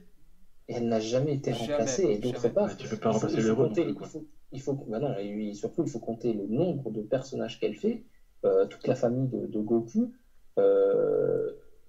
plus les transformations. À chacune d'entre elles, elle donne un timbre particulier. Le Super Saiyan, le premier Super Saiyan, le Super Saiyan 1, pour le différencier, il est très grave, il est très bas. Le Super Saiyan 2, il est plus lent, il est plus grave aussi. Le Super Saiyan 3, il est encore plus bas. Le Super Saiyan 4, il est beaucoup plus neutre, beaucoup plus pas décontracté, mais beaucoup plus sain d'esprit en fait dans la façon de prononcer les mots. C'est pas le Super Saiyan énervé comme le Super Saiyan 1, quoi. Et on a ça pour chaque transformation. Pareil pour Gohan, à chaque fois qu'il transforme, c'est une voix différente. Enfin, et c'est tout ça, c'est Masako Nozawa qui le double. Elle le double avec un naturel tel que pour la remplacer, je ne sais pas comment ils vont faire. Franchement, je ne vois personne. Je vois des gens me dire Lomi Pak, la voix de Edward Elric dans Fullmetal Alchemist. Oh non. Pourquoi pas, mais j'y crois pas. Je trouve qu'elle a de plus en plus de mal, justement, comme tu disais, à différencier son timbre de voix. Je me rappelle, il y a quelques années, on avait... Non, c'était pour Battle of God, je crois. Le groupe AKB48, là. Elles sont hyper célèbres, qui assistaient à une séance de classe. Je me rappelle de cette vidéo. C'est un reportage, là, oui. La Team Dragon, comme ils appellent ça. Je crois, et elles étaient toutes étonnées comment qu'elle changeait sa voix en fonction du personnage. C'est vrai qu'elle est énorme, mais je trouve que ça tend un peu à... Je sais pas, j'ai un peu plus de mal. Bon, elle est toujours excellente. Je suis tout à fait avec toi. Elle fait plus du Goku sur tous les autres personnages, tu vois. À l'inverse, t'as la seiyuu de Kulilin, Mayumi Tanaka, bon, Luffy, elle, je trouve qu'elle est excellente. Ouais, on voit pas la différence pour elle, c'est vrai. Ouais. Si. Alors, Mayumi Tanaka, je l'adore, mais dans Kai et dans DBS, je la trouve beaucoup moins bonne que dans Dragon Ball et Dragon Ball Z. Même dans GT, elle est excellente. Ah ouais. Ah, moi je trouve pas. J'ai regardé, je m'étais amusé pendant que je travaillais sur mon animation à me remettre les épisodes comme ça, juste en audio pendant que je dessinais. Et donc je mettais parfois un Z, un Kai, un Z, un Kai. Et donc du coup, j'avais vraiment, c'était pour comparer les voix, vraiment la comparaison était directe, quoi. Et je me suis dit, mais waouh, ils sont tous vieillis, tous, et même les meilleurs, quoi. À la limite, celui qui me déplaît le moins dans le vieillissement de la voix, si je puis dire, c'est Hikaru Midorikawa, c'est pour numéro 16. C'est le seul. Moi, c'est Raditz, Shigeru Chiba. Ah, il fait très bien. C'est vrai. Il est superbe. Ouais, il est excellent. C'est vrai aussi, tu as raison. Bon, la voix de Freezer va aussi, je trouve, encore. Oui, ça va, mais il y a quand même un peu de... On le sent aussi, quand même, j'ai envie de dire. C'est vrai qu'il est plutôt jeune. Ouais, ça se sent énormément, maintenant. Bon, bah écoutez, pour ce doublage, ça marche. Bah écoutez, on va commencer à passer donc sur l'affaire des musiques de Dragon Ball Kai, parce que je pense que ça nous a un petit peu tous marqué. Tiens, si je peux me permettre juste un dernier truc, j'ai d'y penser, pour le doublage. Bon, je sais que j'ai encore parlé de Gohan, mais bon, je suis là pour ça. C'est pas possible. Non, je suis pas là pour ça, non? Oh, vous êtes méchant. Non, parce que quand Bizi parlait de Nozawa qui faisait des intonations différentes pour les transformations, d'ailleurs celui qui m'a montré ça, j'étais étonné de jamais vu. Mais je suis en train de me dire que Brigitte Lecordier dans Kai faisait exactement la même chose. Alors ce qu'elle faisait pas dans Dragon Ball Z par exemple. Ouais, c'est vrai. Quand Gohan passe en Super Saiyan 2 dans Kai, tu sens tout de suite qu'il y a un ton beaucoup plus sec, beaucoup plus agressif comme ça, genre il va t'en foutre une parce que il est vénère. Alors que juste avant, elle a gardé sa voix normale, je veux dire, actuelle, qu'elle a eu dans Z aussi. Et donc je trouvais ça intéressant de voir que Brigitte Lecordier s'était aussi adapté un peu à la transformation de son personnage, ce qu'elle faisait pas avant. Donc moi je trouvais ça très intéressant dans Kai. Pourquoi, encore une fois, je suis pas fan de Kai, mais là j'ai trouvé vraiment sur la VF. Il y avait une valeur ajoutée. Je dis souvent que la VF, c'est le seul intérêt de Dragon Ball Kai. Moi je trouve. Parce que le reste, ça va. Ça me déplaît tout à fait. Mais la VF précisément, et donc Brigitte Lecordier ici, elle fait vraiment un excellent travail. D'ailleurs, quand je l'ai vu en dédicace il y a 2 ans, je lui dis, ben voilà, franchement, vous faites ça à la perfection. C'est un changement de voix vraiment différent. Et t'es là, waouh, quoi. Surtout le cri qu'elle lâche avant, juste avant, franchement, c'est la perfection, quoi. Je veux dire, pourtant, c'est qu'un doublage, mais je sais pas, moi, cette scène de transformation, en VF, elle m'a transcendé, si je puis dire. Oh là là là là. Vachement mieux, quoi. Voilà, Il y a c'était le moment connerie. de DBK. Excusez-moi, pardon. Vas-y. Vous pouvez continuer votre activité normale. Bah là, on va revenir un petit peu sur les musiques dont on avait commencé à parler. Alors attendez.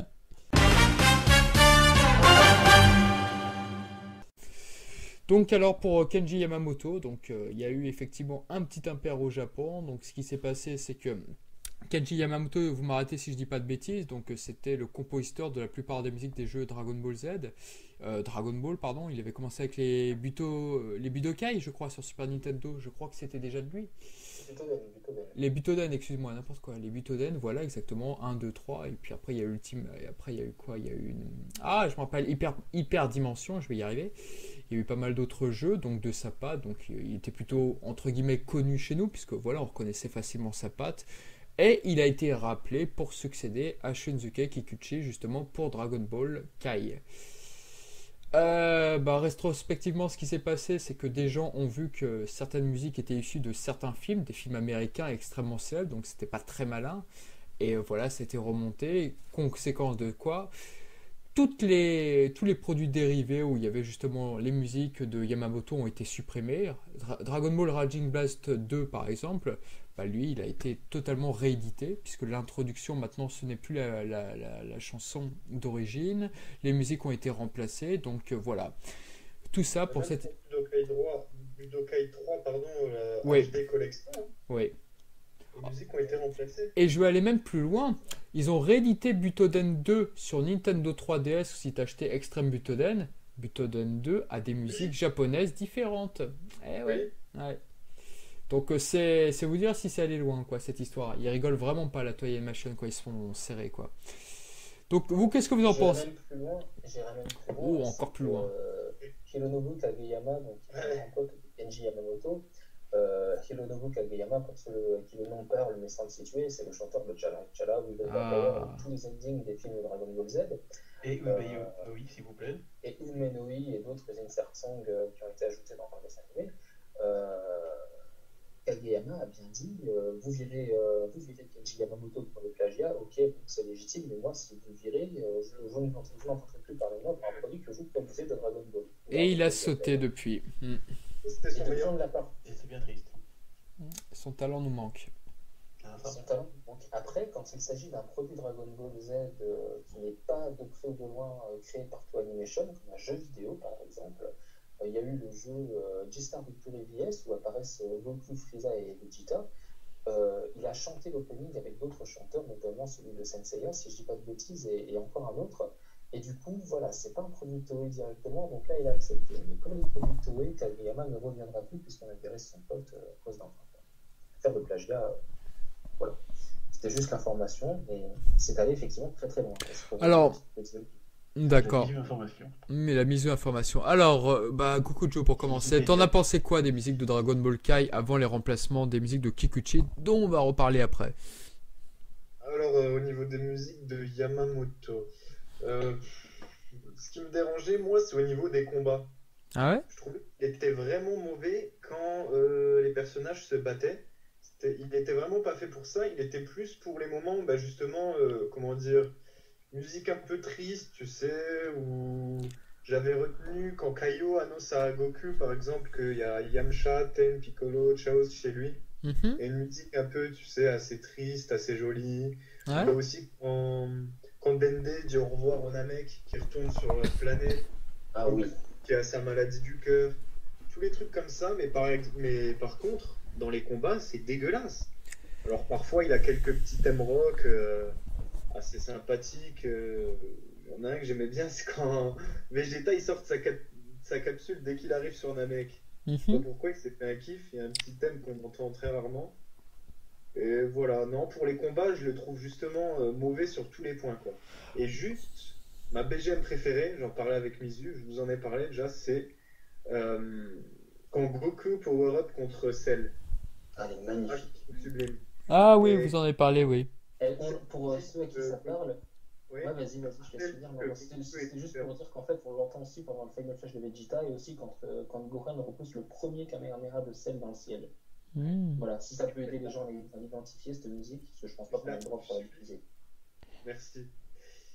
Je la trouve sublime et il me semble, tu sais quoi, qu'elle est inspirée de Terminator 3. Ah, c'est celle-ci. D'accord. Ouais.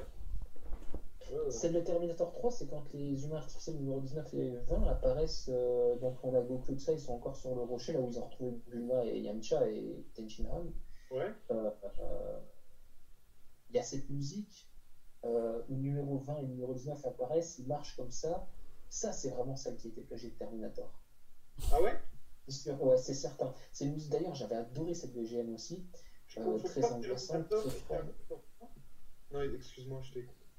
C'est peut-être, non, t'as peut-être raison, parce que Terminator 3, après, je situe plus tout à fait les BGM. Il me semble Je que sais c'était pas la série Terminator plutôt, où les musiques avaient été plagiées.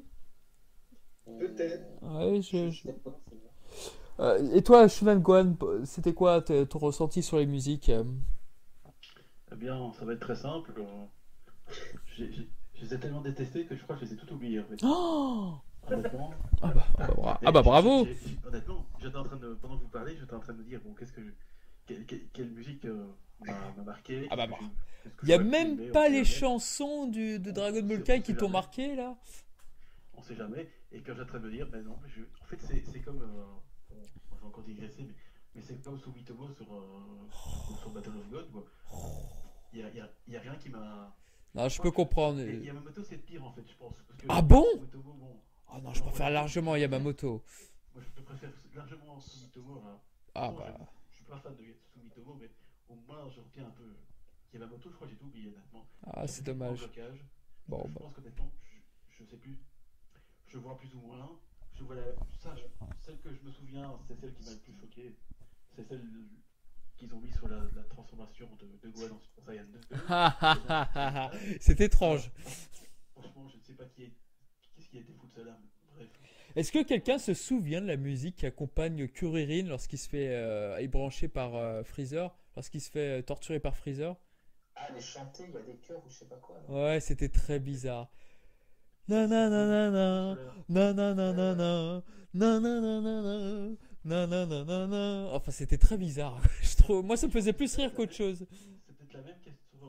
Non, non, c'est pas la même que pour Gohan. Gohan, c'est un peu bizarre. Non, C'est non, un peu non, non. mieux, genre, toi. C'était bizarre, mais c'était pas la même. Mais t'es là, mais qu'est-ce que ça vient faire là, quoi? Je veux dire, ok, quand on se dit, oh, mais Inoi, bon, allez, les paroles sont bien, mais je veux dire, la mélodie, ça fait pas super transformation épique, je veux dire. Oh, sur un malentendu.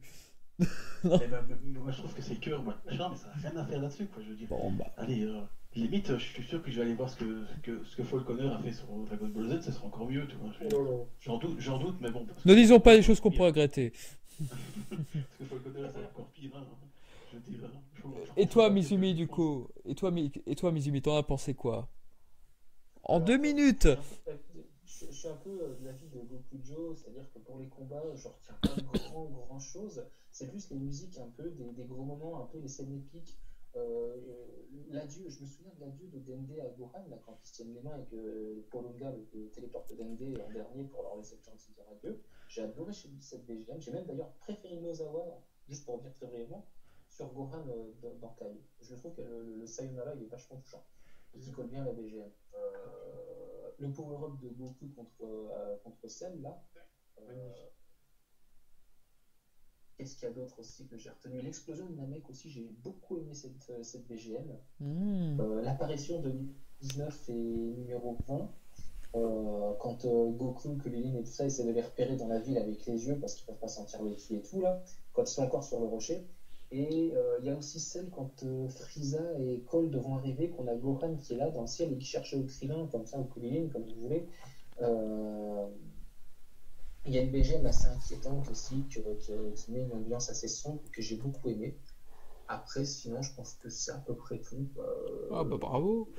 Non, je plaisante. Enfin, il y en a d'autres, il y en a beaucoup d'autres. Hein, Ah bah bravo là, monsieur. Je plaisante. Pour les plus marquantes, ce serait celle-là, ouais. Après, d'accord. Je peux pas les faire écouter parce qu'on n'a pas les droits, mais il y en a des pas mal, quand même. Il y en a des pas mal. D'accord. Bah moi, me concernant, ma piste préférée de Kai, c'était celle qui était plagiée d'Avatar. Et mon problème avec cette musique, c'est que je la trouve meilleure que le film de la musique de James Cameron, de James Horner, je vais y arriver. Comment elle s'appelait? Je crois que c'est Ichtai, quelque chose comme ça. Et je la trouvais vraiment sympa cette musique. En fait, pour vous situer, elle est utilisée lorsque Trunk coupe Freezer en 1000 morceaux. Je sais pas si vous la situez. Non, j'ai pas le souvenir. Bon, tant pis. Bon, c'était un petit coup de cœur cette musique en tout cas. Moi, je l'aimais beaucoup. Sans ça, les musiques pour les combats, il y a un problème. Moi, je trouve que ça elle procure un malentendu ces musiques, car je les trouve la plupart du temps un peu trop optimistes. Il y a un côté, c'est tin, genre tout va bien et tout, et là tu vois quelqu'un se faire, je sais pas, couper un bras au hasard.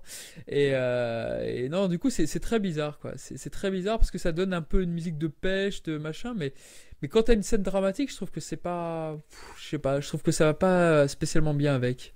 Non, pas du tout. Par contre, pour les jeux vidéo. Mais par contre, pour les jeux vidéo tels que Budokai 3, là, je signe, je kiffe. Les jeux vidéo, j'adore. Ah, elles sont excellentes. Challengers. Ah ouais. C'est magnifique. Oui. Non, elles sont. C'est celle de Namek, ça. Oui.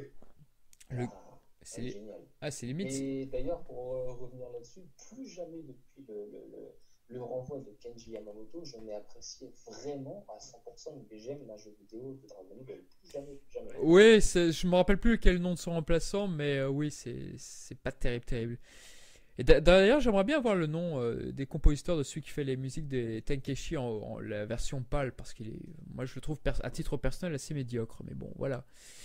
Ouais, c'est pas top. Hein.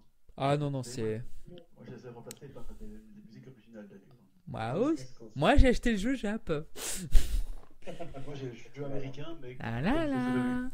Sur l'émulateur. Attention, bien entendu à nos auditeurs, nous n'encourageons pas l'émulation. Achetez les jeux. J'ai oublié un petit truc. Ah.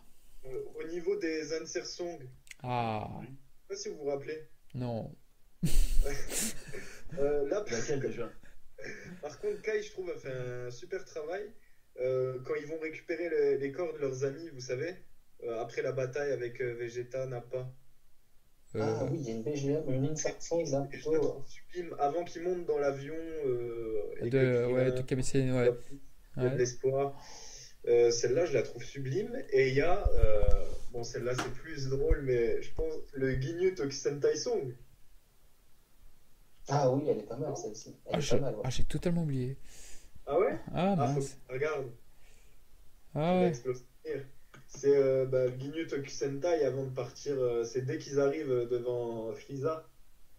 Mais elle y est ça dans la version française, ou est-ce que ça a été gommé ça avec la nouvelle? C'est du pur, c'est que dans la version de Yamamoto, je crois. Ah ouais, c'est.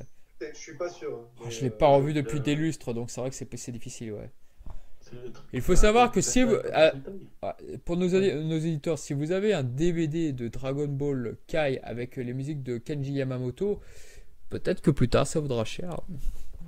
Ah oui, là aussi, c'est à s'y perdre, hein, parce que je crois qu'il y a des personnes qui Et ont je pense que l'épisode ça n'existe 52. pas en fait. Hein. Il y a peut-être que les. En japonais, si ça existe, mais je sais pas s'ils sont allés jusqu'au bout. Ça, c'est la bonne question à se poser. Non, je crois qu'ils ont été jusqu'au 98. Je vais les acheter. Je vais les acheter. Je vais les acheter. Ah oui, bah, si ce n'est Et pas je de... crois qu'il y a le Royaume-Uni qui a réussi, je sais pas comment, à toutes les avoir, enfin, en tout cas tout ce qui était disponible, jusqu'au 98. Avant que ça soit bloqué, Ah. peut-être. Mais au Japon, je suis pas sûr qu'ils ont tout. Hein. Ça a été. Bah, c'est bon, ça a été- le scandale sur les musiques de Kenji Yamamoto, je crois qu'il s'est passé tout à la fin du Cell Game, vraiment tout à la fin. C'était Donc- 98. Hein. C'est pour ça que j'ai du mal à déterminer si le DVD unitaire était déjà tous sortis ou pas, en fait. Je sais pas honnêtement. Et bah du coup, ce qui me fait dire, c'est qu'on va peut-être passer donc au changement de cap. On remet à l'arrache et je dis bien à l'arrache, toutes les musiques de Shunsuke Kikuchi. Alors au début, dans les premiers temps, on a vu qu'ils ont essayé de faire des efforts. Je sais pas si vous vous rappelez l'épisode avec les Cell Junior. Les Cell Junior, ils avaient essayé de mettre les musiques qu'il y avait dans la série Dragon Ball Z. Et puis après, le gars qui insérait les musiques s'est dit, bon, non, stop, je vais pas y arriver. Je vais prendre la BO du CD de Broly et je vais mettre que ces musiques-là et puis basta, quoi. C'est un charcutage, mais horrible. Alors, moi, je les aime bien, la musique du film Broly, il n'y a pas aucun souci. Mais alors là, si je regarde Kai aujourd'hui, je pense que c'est pas loin de m'en dégoûter, quoi. Parce que c'est un tel massacre, les musiques et tout. T'as vraiment l'impression qu'ils ont pris que le film 8, qu'il n'y a rien d'autre que ça. C'est triste, quoi. Comme quoi, c'est vachement important l'emplacement d'une musique. Elle peut être vraiment excellente. Ah, c'est essentiel. Une musique peut être excellente, mais si elle est mal placée sur un moment où il n'y a rien de joyeux et en fait c'est une musique triste, enfin voilà, c'est horrible ce qu'ils ont fait, vraiment. C'est au niveau de la musique des résumés, Oh je parle de Kai, qu'ils ont mis, c'est la musique de fanfare du Tenkaichi Budokai là. Mais c'est quoi ça? La musique de résumé d'épisode, c'était pas plutôt le thème de Broly là quand ils foncent. Une espèce de musique de fanfare à la con. Je l'aime bien cette musique, mais pas. La fanfare à la con. Ah, c'est pas. super important. Mais par contre, personnellement, je préfère encore regarder Kai avec le Kikuchi en bordel qu'avec le Yamamoto dessus. Hein. Eh ben moi je ne sais pas, figure-toi, je ne sais pas. Je peux pas, quoi. Moi, je préfère. Ah oui, moi, une fois que je fais un rejet, bah, mais c'est total, mais c'est presque définitif, hein, je veux dire. Ah non, mais moi, Kikuchi, c'est le bordel, donc c'est n'importe quoi. J'aime bien avec ton accent belge. Qu'est-ce que c'est que ce bordel? C'est un bordel, quoi. Bordel, quoi. Voilà. Qu'est-ce que c'est que Ce qui est ça? marrant, c'est que Gaijin, Kikuchi avait dit que le type qui a dû placer les Kikuchi en urgence, forcément, il a eu, je pense qu'il a eu il a eu un temps vraiment. Ah bah ça se sent. Pour le faire. Oh. Et du coup, bah, il a fait ça n'importe comment. Parce Ah bah qu'il oui. avait pas le temps de faire ça correctement. Je veux dire, placer des gemmes, j'ai envie de dire que c'est toute une science. Je veux dire, parce qu'il faut faire ça correctement. Moi je l'aurais fait gratuitement perso. Je l'aurais fait gratuitement sans vouloir me la péter. Oui, bah oui. Mais tu vois, Shuangguan, je préfère des musiques peut-être qui sont pas toujours tip top et tout entre elles, mais au moins qui ont été composées pour ça, plutôt que les musiques de Kikuchi qui n'ont rien à voir, mais vraiment. Ah non, je revois un épisode, tu vas voir. Ah, je peux pas. Kikuchi sur DBS, sur DBS. Sur Kai. DBK. Non, mais Kikuchi sur Kai, honnêtement, c'est presque à me dégoûter de certaines de ses compositions. Pareil. C'est à ce point-là, moi. Je suis totalement d'accord avec mon double maléfique. Ah oui. Je ne supporte pas quand on Kikuchi sur Kai. Il y en a certaines, ça passe très très bien. Mais alors, il y en a d'autres, bordel, le placement, il est dégueulasse. Il est immonde, il est naze. Ah. En fait, je pense que maintenant, vu qu'on est tous des puristes ici, c'est qu'en fait, voilà, la musique du Docteur Huero, Freezer, la musique du Metal Cooler pour Cell et compagnie, on est très attachés parce que certaines musiques ne sont pas dans l'arc de Freezer, d'autres ne le sont pas dans l'arc des humains artificiels et vice versa, quoi. Et du coup, quand tu vois un mélange, un méli-mélo pas possible, tu te dis, mais non, mais cette musique, on ne devrait pas l'entendre là, on devrait l'entendre ici. C'est vrai que ça fait très puriste comme ça fait très puriste, mais tu te dis, putain, le thème de Dr. Huero, pourquoi ils l'ont pas mis pour Freezer? Et c'est chiant, quoi. Et que des trucs comme ça, tu te dis. Et c'est là où, en fait, Dragon Ball Kai, c'est excellent parce que là, tu commences à te dire, ah ouais, dans Dragon Ball Z, Ils avaient vraiment fait un effort, un travail de fou furieux quoi pour les musiques, pour reprendre celles des films, mais pas n'importe lesquelles à chaque fois. Par exemple, Zabon, on en parlait tout à l'heure, quand il se transforme, c'est la musique de Freezer qui l'accompagne, le thème du Docteur Huiro. Et c'était vachement bien choisi justement ça. Et bah là évidemment t'as pas ça, enfin c'est vraiment très médiocre quoi. C'est se flinguer. Et ce qui est chiant, et ce qui est ironique, je termine vite fait, ce qui est ironique de ma part, c'est que j'attendais l'arc de Majin Buu version Kai avec impatience. Pourquoi? Parce que j'adore, techniquement parlant, l'arc de Majin Buu en animé. Je trouve magnifique. Je trouve que c'est très homogène, c'est très bien dessiné, c'est très bien animé, c'est parfait. Mais c'est trop long le rythme. Mister Satan avec son chien dans le désert. Oh là là, je me demande ce qui se passe. Je déteste cette partie enfin, je déteste. C'est un bien gros mot. Je n'aime pas les fillers de Dragon Ball Z autour de Majin Buu. Là, je trouve qu'ils sont allés beaucoup trop loin à mon goût. Et j'attendais avec impatience Kai. Je me suis dit, ah bah là c'est bien. Ils vont pouvoir mettre les musiques, ils auront le temps de les mettre, de bien les placer. Eh ben, manque de peau, ce sont les musiques de Battle of God, à qui personnellement je n'aime pas beaucoup. Je vois qu'il y a des fans des musiques de Dragon Ball Super, et il y en a certaines qui tirent leur épingle du jeu, mais il y en a qui préfèrent les musiques de Dragon Ball Super à Kikuchi. C'est tout à fait dans leur droit, il n'y a pas de souci. J'en ai vu. Oui, c'est tout à fait dans leur droit, mais voilà, les goûts et les couleurs. Ne vomissez pas, s'il vous plaît. Ils ont le droit de le penser, quoi qu'il en soit. Mon sac à vomi est déjà plein. Mais bref, j'étais dégoûté. Mon sac à vomi est plein. Je peux pas faire plus. Excusez-moi, je ne vomirai plus. Bref, toujours est-il que j'étais dégoûté pour cette partie-là, parce que je me suis dit que voilà, ça aurait été bien, ça aurait été cool, mais non. Mais bon. Bref, à vous, qu'est-ce que vous en avez pensé? Moi, personnellement, Sumitomo, ouais, enfin voilà quoi. Je veux dire, déjà dans Battle of God, honnêtement, je m'en souviens pas d'une seule. C'était peu mémorable, je veux dire, t'as pas l'impression que c'est là. Alors dans Kai Buu, en fait au départ c'est la catastrophe. J'ai fait des trucs, genre c'est l'Eurodance, c'est les retrouvailles de Goku, enfin pas les retrouvailles, mais la rencontre entre Goku et Goku, je veux dire, il te met une BGM, les gens Eurodance des années 80. C'est quoi cette description? C'était n'importe quoi, je veux dire. C'est censé être émouvant et tout. Enfin, c'est un pire qui raconte ensemble son deuxième film, j'en ai jamais vu quoi. Mais merde, et puis il va nous plaire. Franchement, j'ai l'impression de lancer un circuit de Mario Kart, c'est circuit champignon, tu sais. Ah bah vous avez une autre opinion de ce compositeur.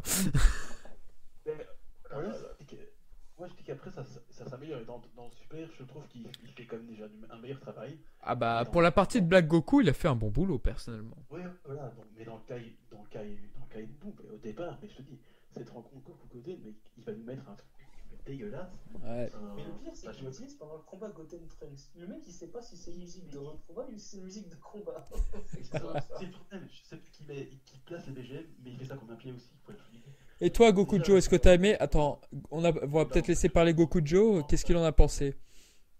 Sumitomo, pour ma part, il y a quelques musiques. Par rapport à Yamamoto, j'aime bien quelques musiques d'ambiance de Gohan au lycée, tout ça. J'avais un peu tranquille la vie, mais rapidos. Sinon, ouais, encore, contrairement à Yamamoto, j'aime bien les musiques de Fight. La musique de Goku Super Saiyan 3. Ah, elle est géniale. Celle-là, je la trouve géniale et elle est souvent utilisée. Hein. Même Goku Super Saiyan 2 contre Majin Buu Jinsui, même dans Dragon Ball Super, elle est utilisée vraiment beaucoup. Hein. Et je veux dire, l'arc Black Mirai Trunks dans Dragon Ball Super, il est rempli de ces BGM, de super BGM, de tension. Même celle qui fait, vous savez, comment elle fait? La tension comme ça. Mizumi, c'est quoi? Oui. Ouais, ça va, parce que il y a un gros blanc là. C'est que j'étais pas sûr, mais oui en fait. Si. Ah, moi je me rappelle pas. Il a 2-3 musiques comme ça qui sont vraiment très bonnes. Alors, Sumitomo, ouais, je le case un peu devant, vu qu'en plus il a une ou deux BGM de fight. Je le place un peu devant. Ok. Eh bah, c'est bien. Je pense qu'on a fait le tour pour les musiques, sauf si quelqu'un veut rajouter quelque chose. Mizumi, on le connaît si bien. Merci. Non, je suis d'accord avec lui, je suis d'accord avec Gokujo. Pour les musiques d'ambiance, Gohan au lycée, tout ça, c'était pas mal. D'ailleurs, j'avais commencé à regarder les premiers épisodes, j'étais assez satisfait. Puis après, ça s'est dégradé. Comme l'a dit Shonen Gohan, la rencontre Goten-Goku, non.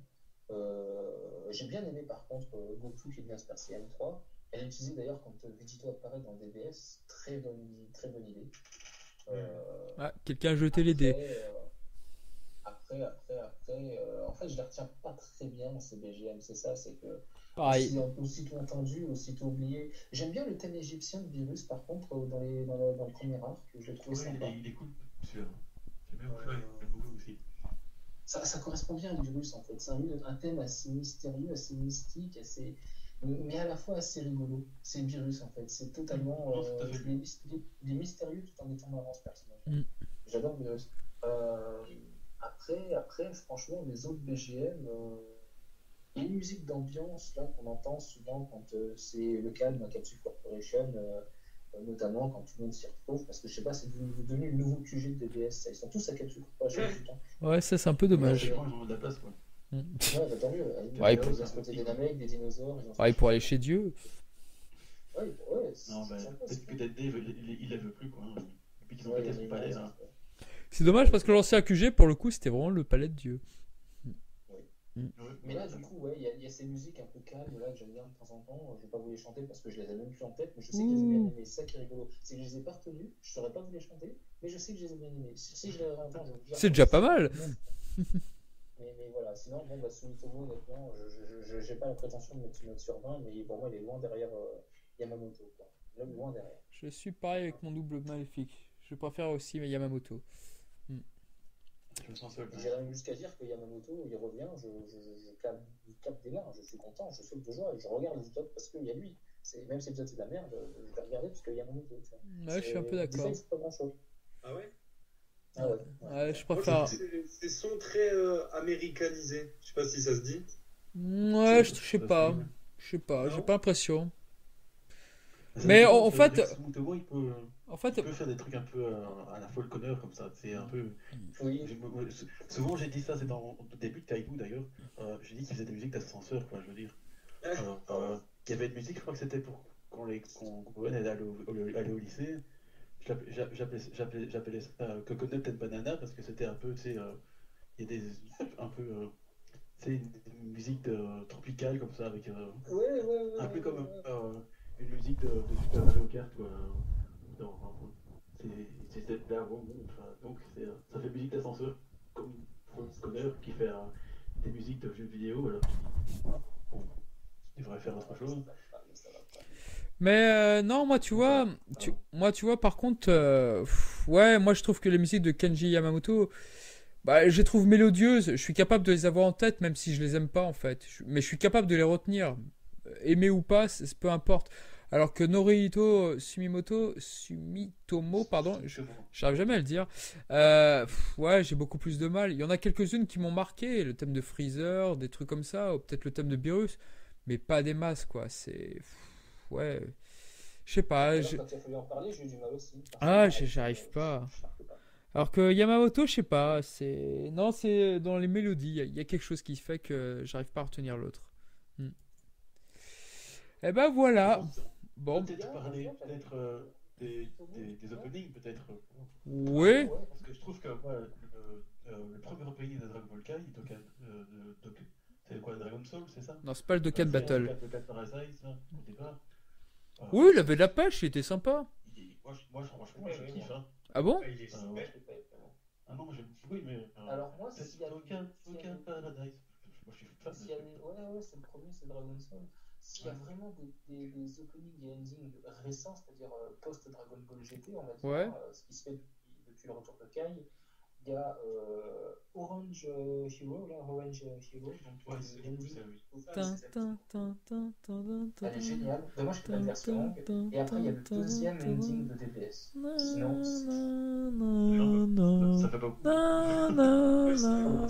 J'adore le deuxième ending de DBK, ils sont top. Quoi?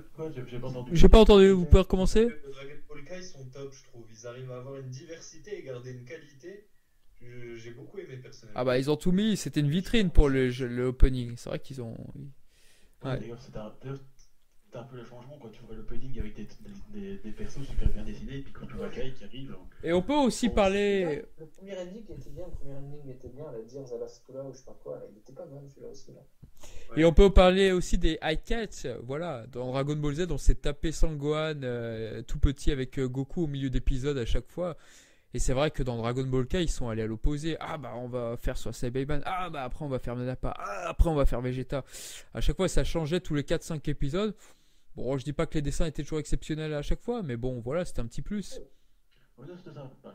C'est vrai que sinon, Ah parce que Dragon Ball Z, c'est vrai que j'ai jamais compris pourquoi ils ont jamais changé. Ça c'est incompréhensible. Pour la saga Buu, c'est tout. Quoi. Bah oui, moi je sais pas, je trouve ça. J'aurais aimé. Ouais. J'aurais aimé, c'est que dans Dragon Ball Z, en fait, ils fassent grandir le Gohan et changer la tenue de Goku. Ouais, genre à la fin, il le porte et c'est un adulte. Ouais, ça aurait été marrant. Ce qui est trop lourd, tu vois. Ouais, non, mais Goten, non, j'aurais fait changer la tenue de Goku, c'est-à-dire le kanji derrière mon dos. Ah, vous réfléchissez trop, Mizumi, voyons. J'aurais pas aimé, franchement, quitte à garder le même truc, j'ai vu des fans faire la même chose avec Baba qui est bébé Goku, je trouvais ça rigolo. Pas mal. C'est excellent. Ah, pas mal. J'ai trouvé ça très rigolo, c'est sympa. En gardant la même idée, machin, juste changer la tenue de Gohan quand il est sur un mec, mettre la tenue d'un mec. Oui, je suis un grand fan de Gohan. Je suis un grand fan de Gohan tout court. Vous n'êtes pas digne de moi. C'est pas vrai. Bon, bah ça marche. Bon, bah écoutez, sur ces bonnes paroles, on va passer donc à nos recommandations parce que je pense que sur Dragon Ball Kai, je pense qu'on a fait carrément le tour. Et c'est déjà pas mal tout ce qu'on a dit là. Donc on va passer à nos recommandations.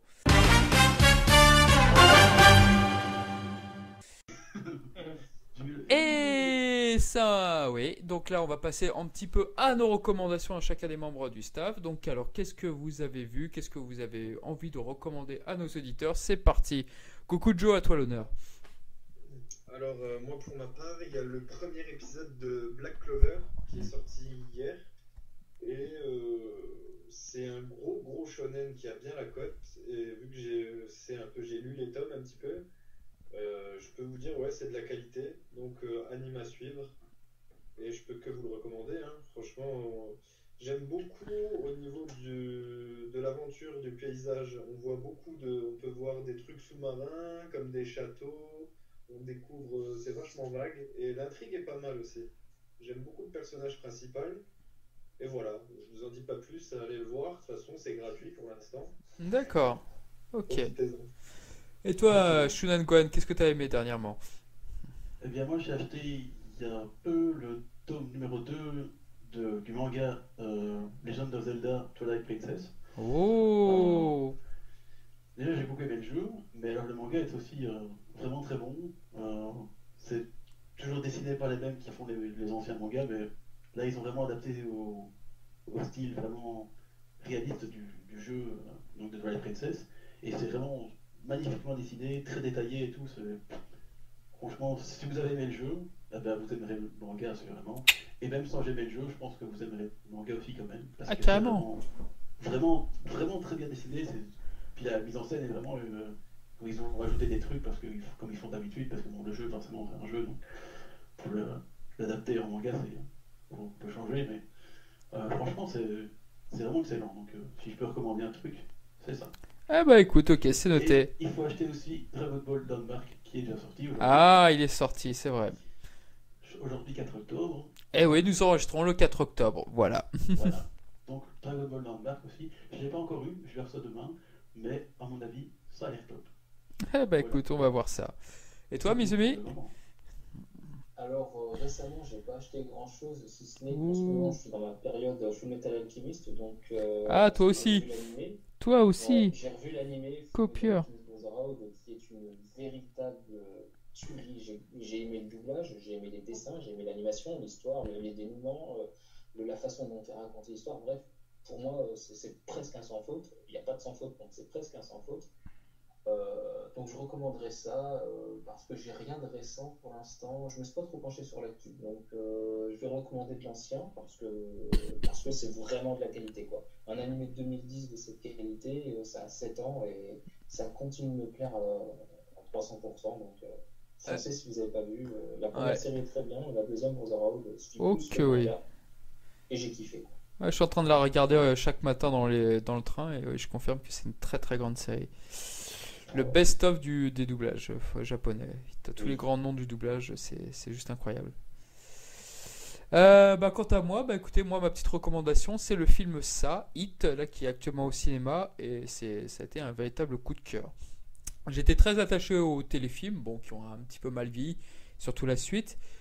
Là, j'ai regardé, j'ai été le voir 2 fois au cinéma avec des potes différents et j'ai surkiffé. Vraiment, c'est un excellent film. Je trouve qu'il y a une bonne tension. La bande originale du film, elle est vraiment très bonne. Vraiment, j'ai été étonné là-dessus. Les gamins m'ont fait totalement oublier en fait les anciens acteurs des années 80 là pour le téléfilm. Le clown, ouais, c'est différent. C'est vrai qu'il est moins rigolo effectivement que dans le téléfilm, mais j'ai envie de dire qu'il n'avait pas forcément vocation à être très drôle. Donc non, c'est pas vraiment un film d'horreur, c'est vraiment un film d'ambiance, je dirais. Il y a quelques jumpscares, mais sinon, non, pour moi, c'est vraiment un coup de cœur ce film, vraiment. Voilà. Et du coup, écoutez, pour terminer donc le podcast en beauté, donc là, où est-ce qu'on peut vous retrouver, messieurs? Soyez pas timide. Personne ne parle. Soyez pas timide, voyons. Alors moi, on peut me retrouver avec le pseudo Kameschools, donc Kameschool apostrophe Z, sur YouTube avec le même pseudo Kameschools, sur Twitter @Kameschools.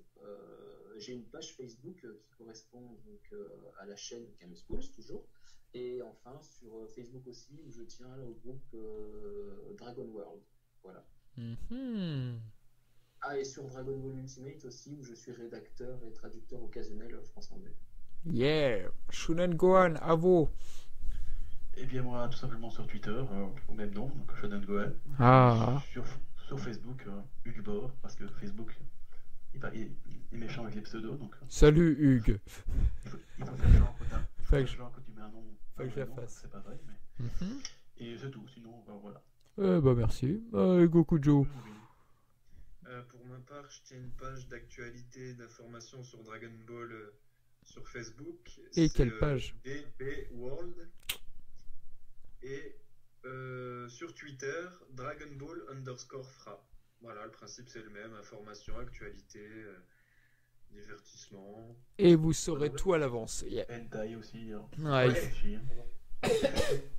Et chez Misus fait le tentacle prong, puis voilà. Et voilà. Tentacle prong. Ça roule. Quant à moi, vous pourrez me retrouver sur le site de Dragon Ball Wikia FR, donc je suis l'un des administrateurs, et ainsi que sur Twitter, donc sur mon compte personnel qui est le Charnalk001, ou bien le compte de Twitter du Dragon Ball Wikia FR. Vous nous retrouvez assez facilement. Voilà. Bon, écoutez, en tout cas, j'espère que ça vous aura plu, ce podcast, autant que nous on s'est bien amusé à le faire. Bon, on a été un petit peu long, mais en même temps, c'est ça, les podcasts, donc voilà. J'espère que vous avez eu pas mal d'informations. Exactement, c'est ce qu'il faut se dire. Bon, voilà, écoutez, je pense que c'est la fin de ce podcast. On va essayer d'en faire d'autres le plus rapidement possible. Déjà, on va commencer avec celui-ci. Voilà, n'hésitez pas à nous faire part de vos recommandations. Sur ce, allez, on vous passe un petit... Comment le dire, allez? Encha. Et voilà, Encha à tous, ciao. Ciao.